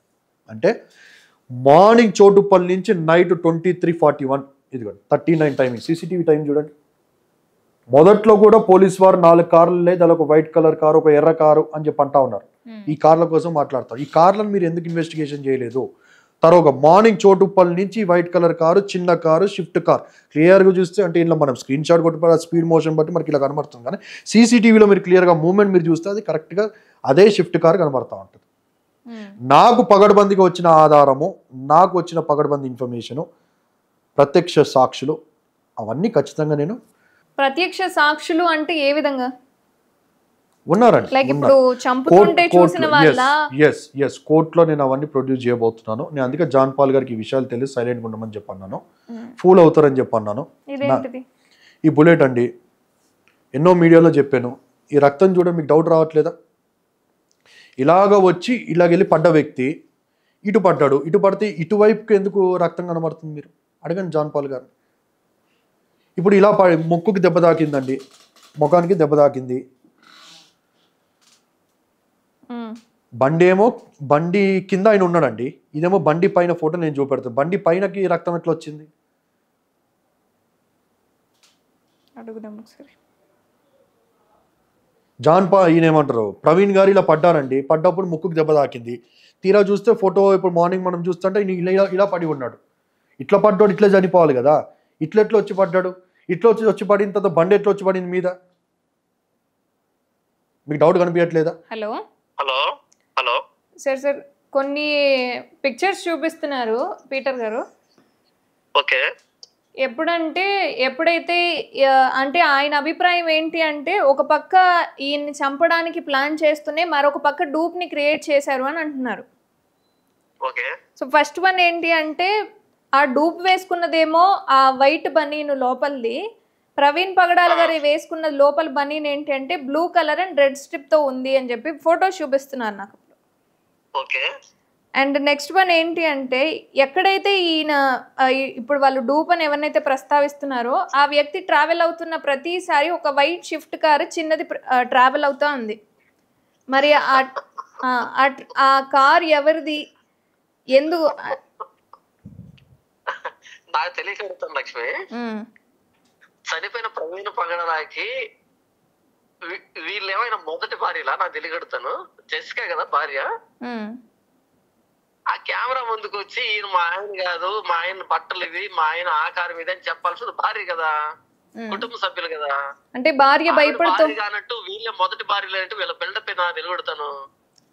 భార్య ఎందుకు బయట పడట్లేదు, ఎందుకు మాట్లాడట్లేదు అంటే, ఈయన మూడో భార్య అవుతాడా? మన ఎందుకు వచ్చి మాట్లాడుతున్నాడు ఇది యాక్సిడెంట్ అని చెప్పి?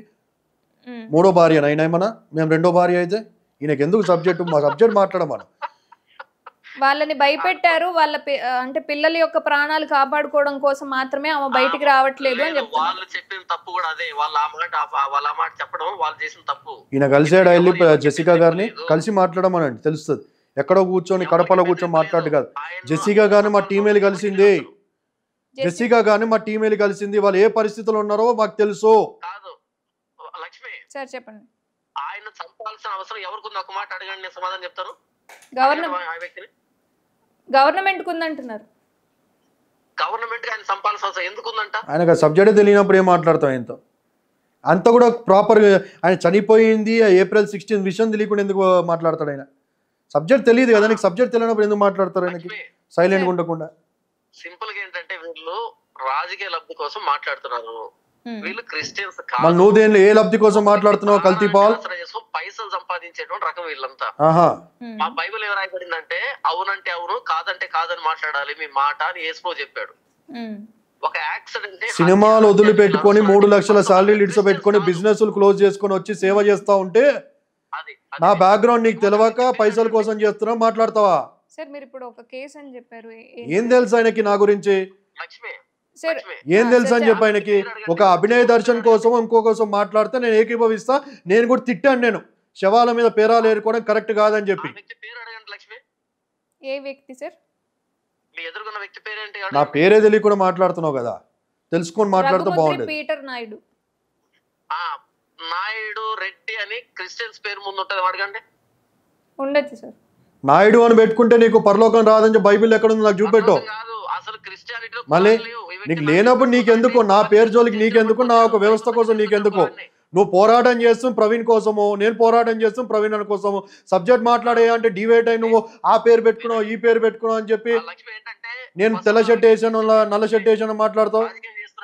చనిపోయిన వ్యక్తి మీద ఆధారపడి సింపతితో ఏదో దాన్ని క్యాష్ చేసుకునేటువంటి స్వార్థ ప్రయోజనం కోసం వాడుకున్నటువంటి వ్యక్తి ఆ వ్యక్తి అంతా నిజాయితీ పరుడు కాదు. ప్రవీణ్ మేము చేసుకున్నాము, నీకేమొచ్చింది నొప్పి మధ్యలో?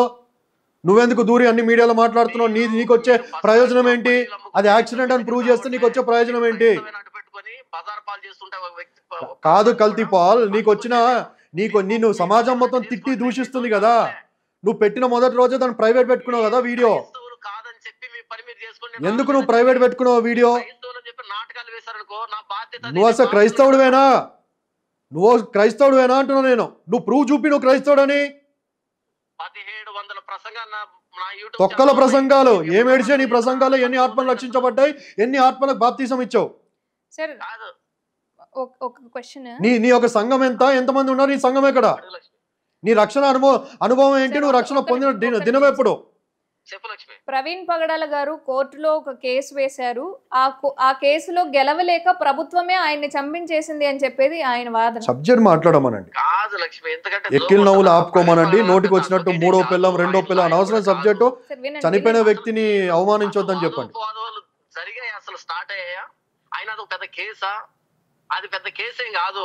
గవర్నమెంట్ ఇన్వాల్వ్ అయ్యి దాన్ని ఆయన చంపేంత కేసు కాదు అది. ఆయన ఆర్గ్యుమెంట్ చేయలే. ఆర్గ్యుమెంట్ ఓడిపోతూ ఉంటే, హీరింగ్స్ జరుగుతూ ఉంటే అప్పుడు ఏమైనా చేస్తారు. కానీ ఈయన లాయర్ కాదు, అడ్వకేట్. ఎన్ని హీరింగ్స్ అయినాయి అడగండి? అలా కాదు. ఎన్ని హీరింగ్స్ అయినాయి? ఎన్నిసార్లు ఓడిపోయాయి? ఏంది ఏబిసిలు తెలియదు కేసు కోసము మాట్లాడు. టైం వేస్ట్ అండి, మన టైం వేస్ట్ అండి. ప్రభుత్వం ఆయనతో నేను గెలిస్తే ఇక్కడ నాకు వచ్చేది చాలా నాలెడ్జ్ ఉంది, ఆయన ముందు మేము ఓడిపోతామేమో అన్న దృష్ట్యా ప్రభుత్వమే చేపించింది అంటున్నారు. ప్రభుత్వం అనవద్దు, ప్రభుత్వం అని చెప్పి నేను అనలేదు ఎక్కడ.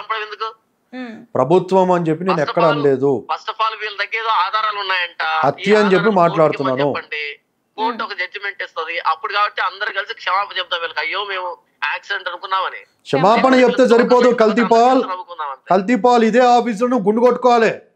ఇదే తెలుగు వాలెట్ నేను వచ్చింది అందుకు తెలుగు వాలెట్ కి నువ్వు మాట్లాడే మాటలు చూసి ఇదే తెలుగు ఆఫీస్ లో కూర్చోబెట్టి నేనే గుండు కొట్టిస్తా నీకు.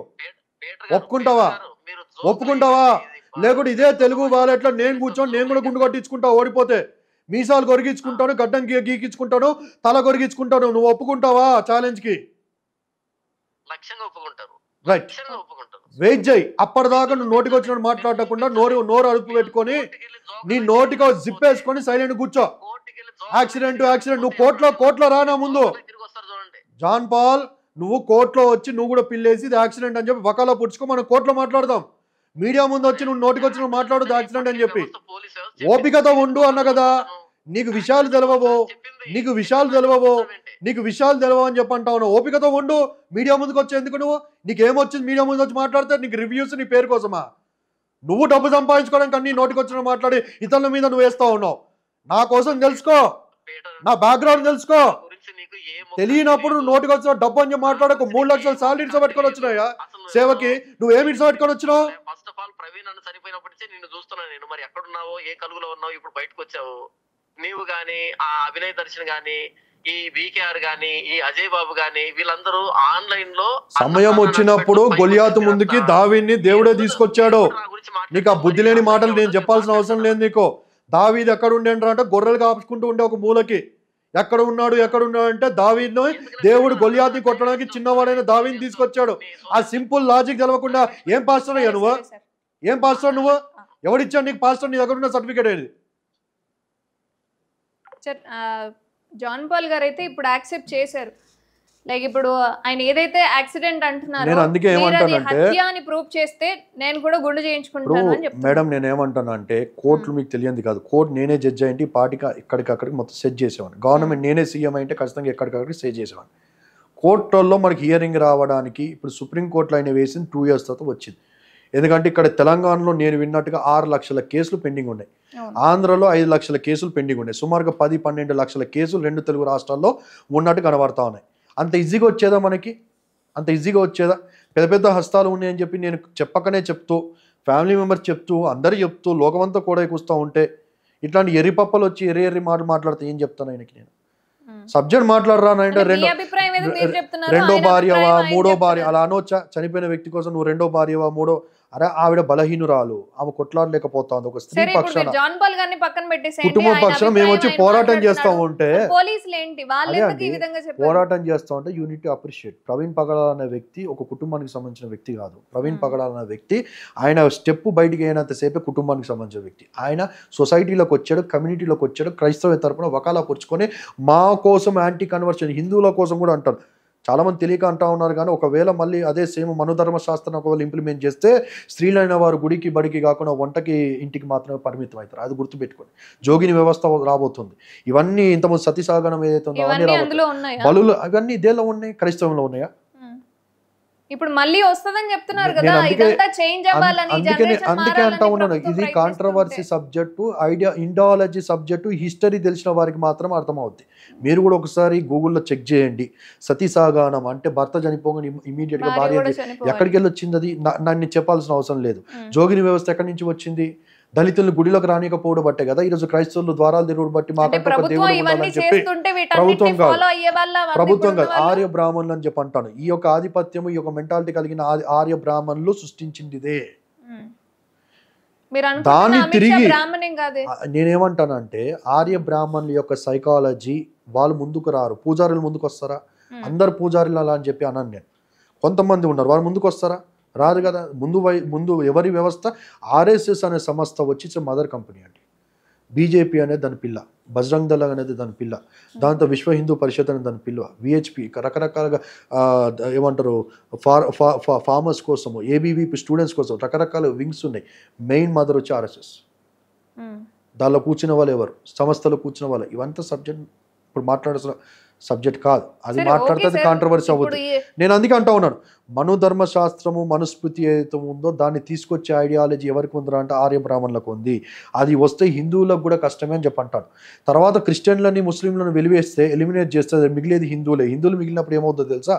ఈ భారతదేశం హిందూ రాష్ట్ర చేస్తాము, హిందువులే ఉండాలంటా ఉన్నారు. హిందువులు వచ్చినప్పుడు ఏమవుతుందంటే, అరే నువ్వు క్షత్రియుడివి, అరే నువ్వు ఆ కులమోడివి, అరే నువ్వు ఈ కులమోడివి, నువ్వు కాళ్ళకలు వచ్చావు, నేను తలకాయ నుంచి వచ్చా, నేను భుజాలకు వచ్చా, నీ పని నువ్వు చేసుకో అని చెప్పి మళ్ళీ తిరిగి పాత వ్యవస్థలోకి వెళ్ళిపోద్ది. ఇప్పుడు టెక్నాలజీ పెరిగింది, ఎడ్యుకేషన్ పెరిగింది కాబట్టి ఈక్వాలిటీ అనేది కలుగుతా ఉంది. స్త్రీలైన వారు హ్యాపీగా బయట తిరుగుతారు. అంటే మీరు ఏమనుకుంటున్నారు? ప్రభుత్వం మాట అనేది ప్రభుత్వం ఈ విధంగా వ్యవస్థ తీసుకొస్తుంది అంటే వినేవాళ్ళు ఫాలో అయిపోతారా? 100% అండి. ఎందుకు తీసుకురారు? ప్రభుత్వం చట్టం నువ్వు కోవిడ్ టైంలో గంట కొట్టంటే కొట్టలేదా?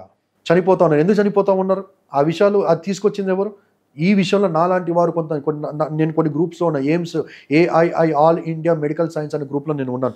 దానిలో మొత్తం కోవిడ్ కోసమే నడుస్తూ ఉంటుంది సబ్జెక్ట్ అంతా. దానిలో ఉన్న అడ్వకేట్స్, సుప్రీం అడ్వకేట్స్ అందరూ పిలిచి పిల్స్ వేసారు. పిల్లి వేసిన తర్వాత వాళ్ళు పిలిపిస్తే ఆ కోవిడ్ షీల్డ్లో కోవాక్సిన్ రెంట్లో ఒక కంపెనీ ఓనర్ని పిలిపిస్తే వాడు వచ్చి ఒప్పుకునేది హార్ట్ అటాక్స్ వస్తూ ఉన్నాయి. కానీ వాడు చెప్పిన విషయం ఏంటంటే తప్పించుకోవడం కోసము ఇది ఇనిషియల్గా మేము తీసుకొచ్చిన టెస్టింగ్కి కోసం. ఆ టైంలో టైం లేదు, ప్రజలు చనిపోతూ ఉన్నారు, కంట్రోల్ చేసే సీన్ లేదు. ఇమ్మీడియట్గా మాకు కావాలి, మేము తీసుకొచ్చి దానికి గవర్నమెంట్ అప్పుడు తప్పించుకున్నాడు. చనిపోయారా? ఇప్పుడు కూడా ఎఫెక్ట్స్ కనబడుతున్నాయి. నా ఫ్యామిలీలో ఎంతోమంది ఉన్నారండి ఎఫెక్ట్ అయ్యి. Third dose, second dose. నేను 2019 ఇట్లాంటి కల్తీ పాలు లాంటి వాళ్ళు ఎంతోమంది నా మీద యుద్ధం చేశాను నేను దుబాయ్లో ఉన్నప్పుడు. డిమాండ్ చేసేంత పాలన ఎటువంటి ప్రాణాలు కాపాడుకోవడానికి దుబాయ్లో ఉన్నప్పుడే నేను దుబాయ్ ప్రభుత్వానికి కూడా భయపడకుండా మీడియాలో వచ్చి ఓపెన్ గా చెప్పి చేతులు జోడించి చెప్పాను ఏమనంటే, దయచేసి కోవిడ్ షీల్డ్ వ్యాక్సిన్లు తీసుకోకండి. ఎందుకంటే నా కళ్ళ ముందు దుబాయ్లో మీడియా లేదు, అక్కడంతా ఒక రష్యన్ పాలన జరుగుతూ ఉంటుంది కాబట్టి ఎవరు మాట్లాడినా తీసుకుని లోపడేస్తారు. Dubai is very strict country.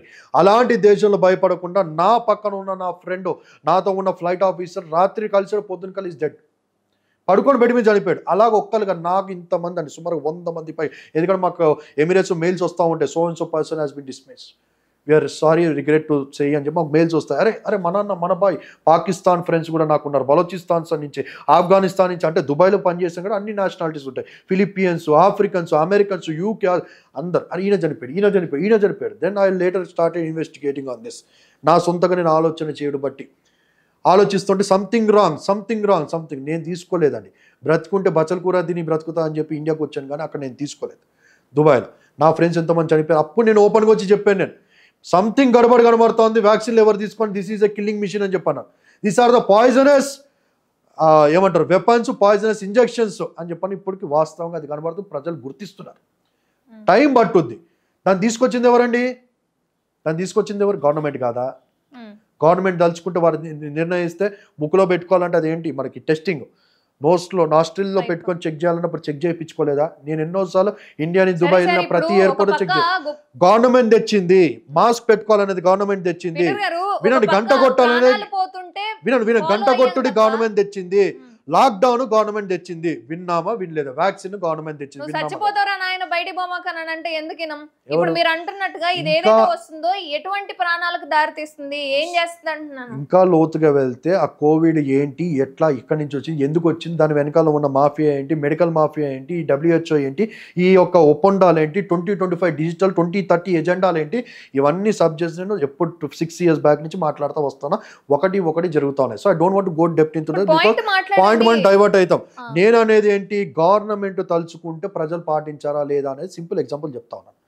రేపన్నాడు ఈ మను ధర్మశాస్త్రము ఏదైతే ఉందో మనుస్మృతి అనే దాన్ని తీసుకొస్తే గవర్నమెంట్ చెప్తే ప్రజలు పాటించారా? ఎందుకు పాటిస్తారు? మొగుడు చచ్చిపోతే నువ్వు కూడా బొమ్మ అంటే కనీసం ఇప్పుడు భార్య భర్తలు సక్కుగుండి విడాకులు తీసుకొని నీ బతుకు నీది నా బతుకు నాది అనుకునే పొజిషన్ లో ఉన్న నేను నమ్మే నా బైబిల్ గ్రంథం చెప్తే నేను నమ్మనా? నా బైబిల్ చెప్తే నేను విననా? మీరు నమ్మే వేదాలు, మీరు చెప్పే నమ్మేది ఏ విశ్వాసాలు ఉన్న విశ్వాసం ప్రకారం ఆ కాన్సెప్ట్ కాన్సెప్ట్ తెలుసా మీకు? సతీసాగానం ఎందుకు చేస్తారు అంటే భర్త చనిపోయిన తర్వాత భార్యను కూడా నిప్పు మీద వేయడు బట్టి ఆమెకు రోమాల మీద ఉన్న ఎంటికలు ఎన్నైతే ఉన్నాయో, ఎన్ని ఎంటికలు అయితే దానిలో బూడిదై కాలిపోతాయో అన్ని సంవత్సరాలు భర్తతో ఏకంగా కలిసి ఉంటారు అనేది కాన్సెప్ట్. స్వర్గంలో భర్తతో కలిసి నువ్వు ఎల్లకాలం ఉండాలి, ఇక్కడ ఉండి విధవగా ఉండి మిగిలిపోయి లేకుంటే జోగిని వ్యవస్థలో ఇంకో వ్యవస్థలోకి నెట్టివేయబడే బదులు నువ్వు అక్కడ సతీకి ఆ కొద్ది నిమిషాలు నువ్వు ఓర్చుకోగలిగితే 100 సంవత్సరాలు నువ్వు భర్తతో కలిసి ఉంటావు అనేది సతీసగం యొక్క వెనకాల ఉన్న ఉద్దేశం. అప్పట్లో జరిగింది అది. ప్రజలు పాటించలేదా? దాన్ని అబాలిష్ చేసింది ఎవరు తెలుసా మీకు? అబాలిష్ చేసింది మిషనరీస్ అండి. విలియం కేరీ గారు, అంబేద్కర్ గారు తీసుకొచ్చి అబాలిష్ ఇది కరెక్ట్ కాదని చెప్పి. అంబేద్కర్ గారు ఎక్కడి నుంచి తెచ్చుకున్నారు? ఆయన PhDలో బ్రిటిష్ కంట్రీ లండన్ నుంచి తెచ్చుకున్నారు. విలియం కేరీ గారు ఎక్కడి నుంచి వచ్చారు? సుమారు 40 సంవత్సరాలు ప్రయాణం చేసి భారతదేశానికి వచ్చి 40 లాంగ్వేజ్లు నేర్చుకొని ప్రింటింగ్ ప్రెస్, రైల్వేని అన్ని తీసుకొని పెట్టి ఆయన ప్రాణాన్ని సైతం ప్రజల కోసం పెట్టిన వ్యక్తి విలియం కేరీ గారు. దాన్ని అబాలిష్ చేసింది ఎవరండి? నరహత్యలు అబాలిష్ చేసింది. నరుల్ని బలిచ్చేవారు తెలుసా? బలులు, పసిపిల్లల్ని బలిచ్చేవారు. ఇప్పుడు అఘోరికి చూస్తూ ఉంటే ఆ కన్యాకాన్ని ఒక పిల్లని పట్టుకొని వెళ్ళిపోయాడంటాడు ఎదవా. ఎందుకు తీసుకెళ్లారు? మీడియానే కదా కోడాయి కూస్తా ఉంది. ఏ విషయంలో? నగ్న పూజలు అని చెప్పి. ఎక్కడి నుంచి వచ్చింది నగ్న పూజలు? ఇక్కడ ఎవరైనా నమ్ముతారా? మనకే వింతగా అనిపిస్తుంది. ఇంకా వాడు చేసింది ఏంటి? ప్రజలు చెప్తున్నారు. నేను అన్నదిగా క్రైస్తవులు ఎవరు అన్నారు కదా, ప్రజలు. వాళ్ళ అమ్మనే అంటా ఉందా, నా కూతుర్ని తీసుకుపోయింది వాడు బలి ఇవ్వడానికి తీసుకెళ్లాడు. ఏంటి ఆ బలి? ఏం బలి అది? నరబలి అంటారు. నరబలి, చిన్నపిల్లల బలి కూడా ఉంది. అక్కడి నుంచి వచ్చి అంతేందుకంటే పక్కనే ఒక 2 years బ్యాక్ అనుకుంటా ముద్రపల్లి మదనపల్లిలో 2 ఆడపిల్లలు AR రెహమాన్ దగ్గర ట్రైనింగ్ అవుతున్న ఒక పిల్ల, ఇంకో పెద్ద పిల్ల ఇంకో దగ్గర చక్కగా చదువుకొని తల్లిదండ్రులు కూడా హైలీ క్వాలిఫైడ్. వాళ్ళు నరబలి ఎందుకు ఇచ్చుకున్నారు ఒకరికొకరు? కలియుగంలో నుంచి ఇంకో యుగంకి వెళ్తాము, ఇంకో మంచి ఏదో జరుగుతుంది కదా, మూఢనమ్మకం కనబడతా ఉందా? ఇది ఎక్కడి నుంచి వచ్చి ఇవన్నిటిని అబాలిష్ చేసింది నా దగ్గర పెద్ద లిస్ట్ ఉందండి. ఇప్పుడు మీరు మాట్లాడుతున్నాయన్నీ మీరు వేల మీద గవర్నమెంట్ తలుచుకుంటే ఖచ్చితంగా చేయగలుగుతుంది. ప్రజలు దాన్ని అంగీకరించాలి. వినకపోతే జైల్లో, వినకపోతే రకరకాలుగా కండిషన్స్ ఉంటాయి. కోవిడ్ దానికి సింపుల్ ఎగ్జాంపుల్. బయటికి రాబోతారంటే బయటకు వచ్చిన లాఠీ జలం చూపించారా లేదా? పద్ధతులకి మీరు వెలకట్టకండి. అది వస్తాయి అండి. ఇప్పుడు కూడా మీకు ఏమండి, ఇప్పుడు నేను తెరిస్తే ఆత్మహత్యలు, హత్యలు తప్ప ఏం లేవు. మీరు నమ్మరేమో. మీలాంటి ఇంటెలెక్చువల్ ఉండు బట్టి సమాజం ఎంతో అంత ఉందని చెప్పి అంటానండి. అందరు మీలాగా ఉంటారని చెప్పి నేను మనం సిటీలో ఉన్నాం, ఊర్లో అలా ఉండం. ఇప్పుడు కూడా లైట్లు లేని పరిస్థితులు ఉన్నాయి. నేను వెళ్ళొచ్చాను. ఒరిస్సా ఉన్న పార్వతీపురం ఏదైతే ఇప్పుడు బాలకృష్ణ గారు, కేపాల్ గారు ప్లేస్ ఉంది పార్వతీపురము, దానికి అడ్జసెంట్ గా కార్నర్ నుంచి ఒరిస్సా బార్డర్ స్టార్ట్ అయిపోతుంది. ఆ కొండలకి పైకి వెళ్ళాను. అక్కడ సినిమాలు అన్ని తిరుగుతుంటే మార్నింగ్ వెళ్ళి మేము చారిటీ చేసి వచ్చాం. ఇన్ని బట్టలు తీసుకొని వెళ్ళి మా కార్ కింద పెట్టి సైకిల్ మీద అక్కడ బట్టలు సంచులు పెట్టుకొని వెళ్ళి పైకి వెళ్ళి బట్టలు పంచి అక్కడ చూస్తే చాలా ఏడుపు వచ్చింది నాకు. ఎందుకంటే లైట్లు కూడా లేదు. నేను ప్రామిస్ చేశాను సోలార్ పెట్టిస్తాను అంటాడు. అక్కడ లైట్లు లేవండి.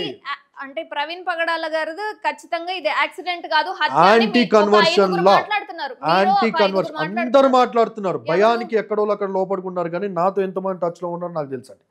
అనేక మంది మాట్లాడుతూ ఉన్నారు. నేను ఎన్ని గ్రూప్ లో ఉన్నా నాకు తెలుసు.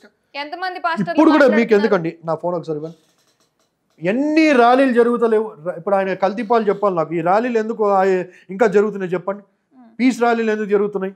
ఇదిగోండి రేపే 26th కి కుకట్పల్లి మొత్తం నాకు తెలిసి సుమారుగా 5,000 మంది రావచ్చు. చచ్చిపోయిన సాధారణంగా పీస్ ర్యాలీలు చేస్తారు. 5,000 మంది రావచ్చు. పీస్ ర్యాలీ దేనికి చేస్తారు? యాక్సిడెంట్ మామూలు చనిపోతే పీస్ ర్యాలీ చేస్తారా? ఎందుకు చేయరు? చనిపోయిన వాళ్ళకి చేయరా? పీస్ ర్యాలీ దేనికి? వాళ్ళు సాధారణంగా ఆత్మ శాంతించాలి అన్న మూలంగా చేసుకుంటారు. మీకు అర్థమయ్యేటట్టు చెప్తాను. ప్రవీణ్ పగడాల గారి మరణము విషయంలో నిజాలు నిగ్గు తేల్చడానికి సమగ్ర CBI విచారణ జరిపించాలని కోరుతూ పీస్ ర్యాలీ.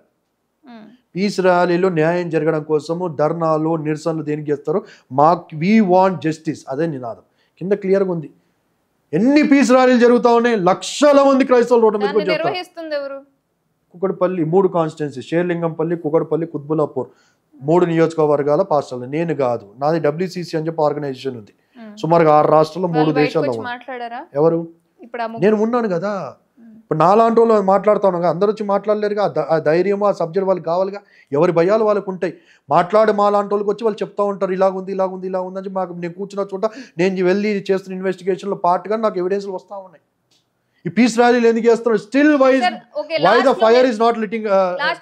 ప్రశ్న అడుగుతా. ఇప్పుడు మీరు అంటున్నట్టుగా డూప్ ని క్రియేట్ చేసి కావాలని దీన్ని యాక్సిడెంట్ గా చిత్రీకరించారు అని మాట్లాడుతున్నారు. ఇప్పుడు మీరు సిబిఐకి వెళ్తే ఈ కేసు కనుక ఇందులో ఎవరైతే ఇన్వాల్వ్ అయి ఉన్నారో, పోలీసులు కావచ్చు, ఇన్వెస్టిగేషన్ ఆఫీసర్ కావచ్చు, లేకపోతే పోస్ట్ మార్టం చేసిన వ్యక్తులు కావచ్చు, వీళ్ళందరూ వాళ్ళ లైఫ్లన్నింటినీ కూడా రిస్క్ చేసుకొని మరి ఈ విధంగా చేసి ఉంటారా? ఇప్పుడు సిబిఐ అంటే నేను ఏమంటానంటే మేడం, సిబిఐలో పోయినా కూడా విచారణ జరగదు. నాకు తెలిసినంత మట్టిగా టైం వేస్ట్ అని. మరి మీ పోరాటం ఎందుకు? పోరాటం చేస్తాను, ప్రభుత్వాలు మారవా? హర్షకుమార్ గారు ఇప్పుడు సోనియా గాంధీ గారికి లెటర్ రాశారు, రాహుల్ గాంధీ గారికి ఇన్ఫర్మేషన్ వచ్చింది. ప్రభుత్వాలు మారవా అని చెప్పి అంటాను నేను. న్యాయం ఒక రోజు జరుగుతుందని మా నమ్మకం. అట్లా అని చెప్పి సైలెంట్ కూర్చోమని చెప్పి కాదుగా. బాబాసాహెబ్ అంబేద్కర్ గారు ఏమన్నారంటే ప్రశ్నించు అని చెప్పి అన్నారు. నువ్వు ప్రశ్నించేంతసేపు నువ్వు అణచివేత గురవుతావు అని చెప్పి అన్నారు. ప్రశ్నిస్తాం ఖచ్చితంగా. న్యాయం జరిగే వరకు పోరాటం చేస్తాం. ఒకసారి మీ దగ్గర ఏవైతే ఎవిడెన్సెస్ ఉన్నాయో అవి నాకు ఒకసారి ఫార్వర్డ్ చేయండి. అండ్ మీరు కూడా ప్రవీణ్ పగడాల గారిది యాక్సిడెంట్ అని చెప్పి పోలీసులో పక్క చెప్తున్నారు, కానీ ఇక్కడ పీటర్ గారు ఏమంటున్నారు అంటే ఖచ్చితంగా అది డూప్ని క్రియేట్ చేసి ఈ విధంగా హత్యలాగా, యాక్సిడెంట్ లాగా చిత్రీకరించారు అని మాట్లాడుతున్నారు. మీకు కూడా మీ అభిప్రాయాన్ని కామెంట్ చేయండి. అండ్ మరోసారి నేను పీటర్ గారిని కలిసే ప్రయత్నం చేస్తాను అండ్ మీ అభిప్రాయాలను కూడా అడిగే ప్రయత్నం చేస్తాను. So thank you so much sir. Welcome.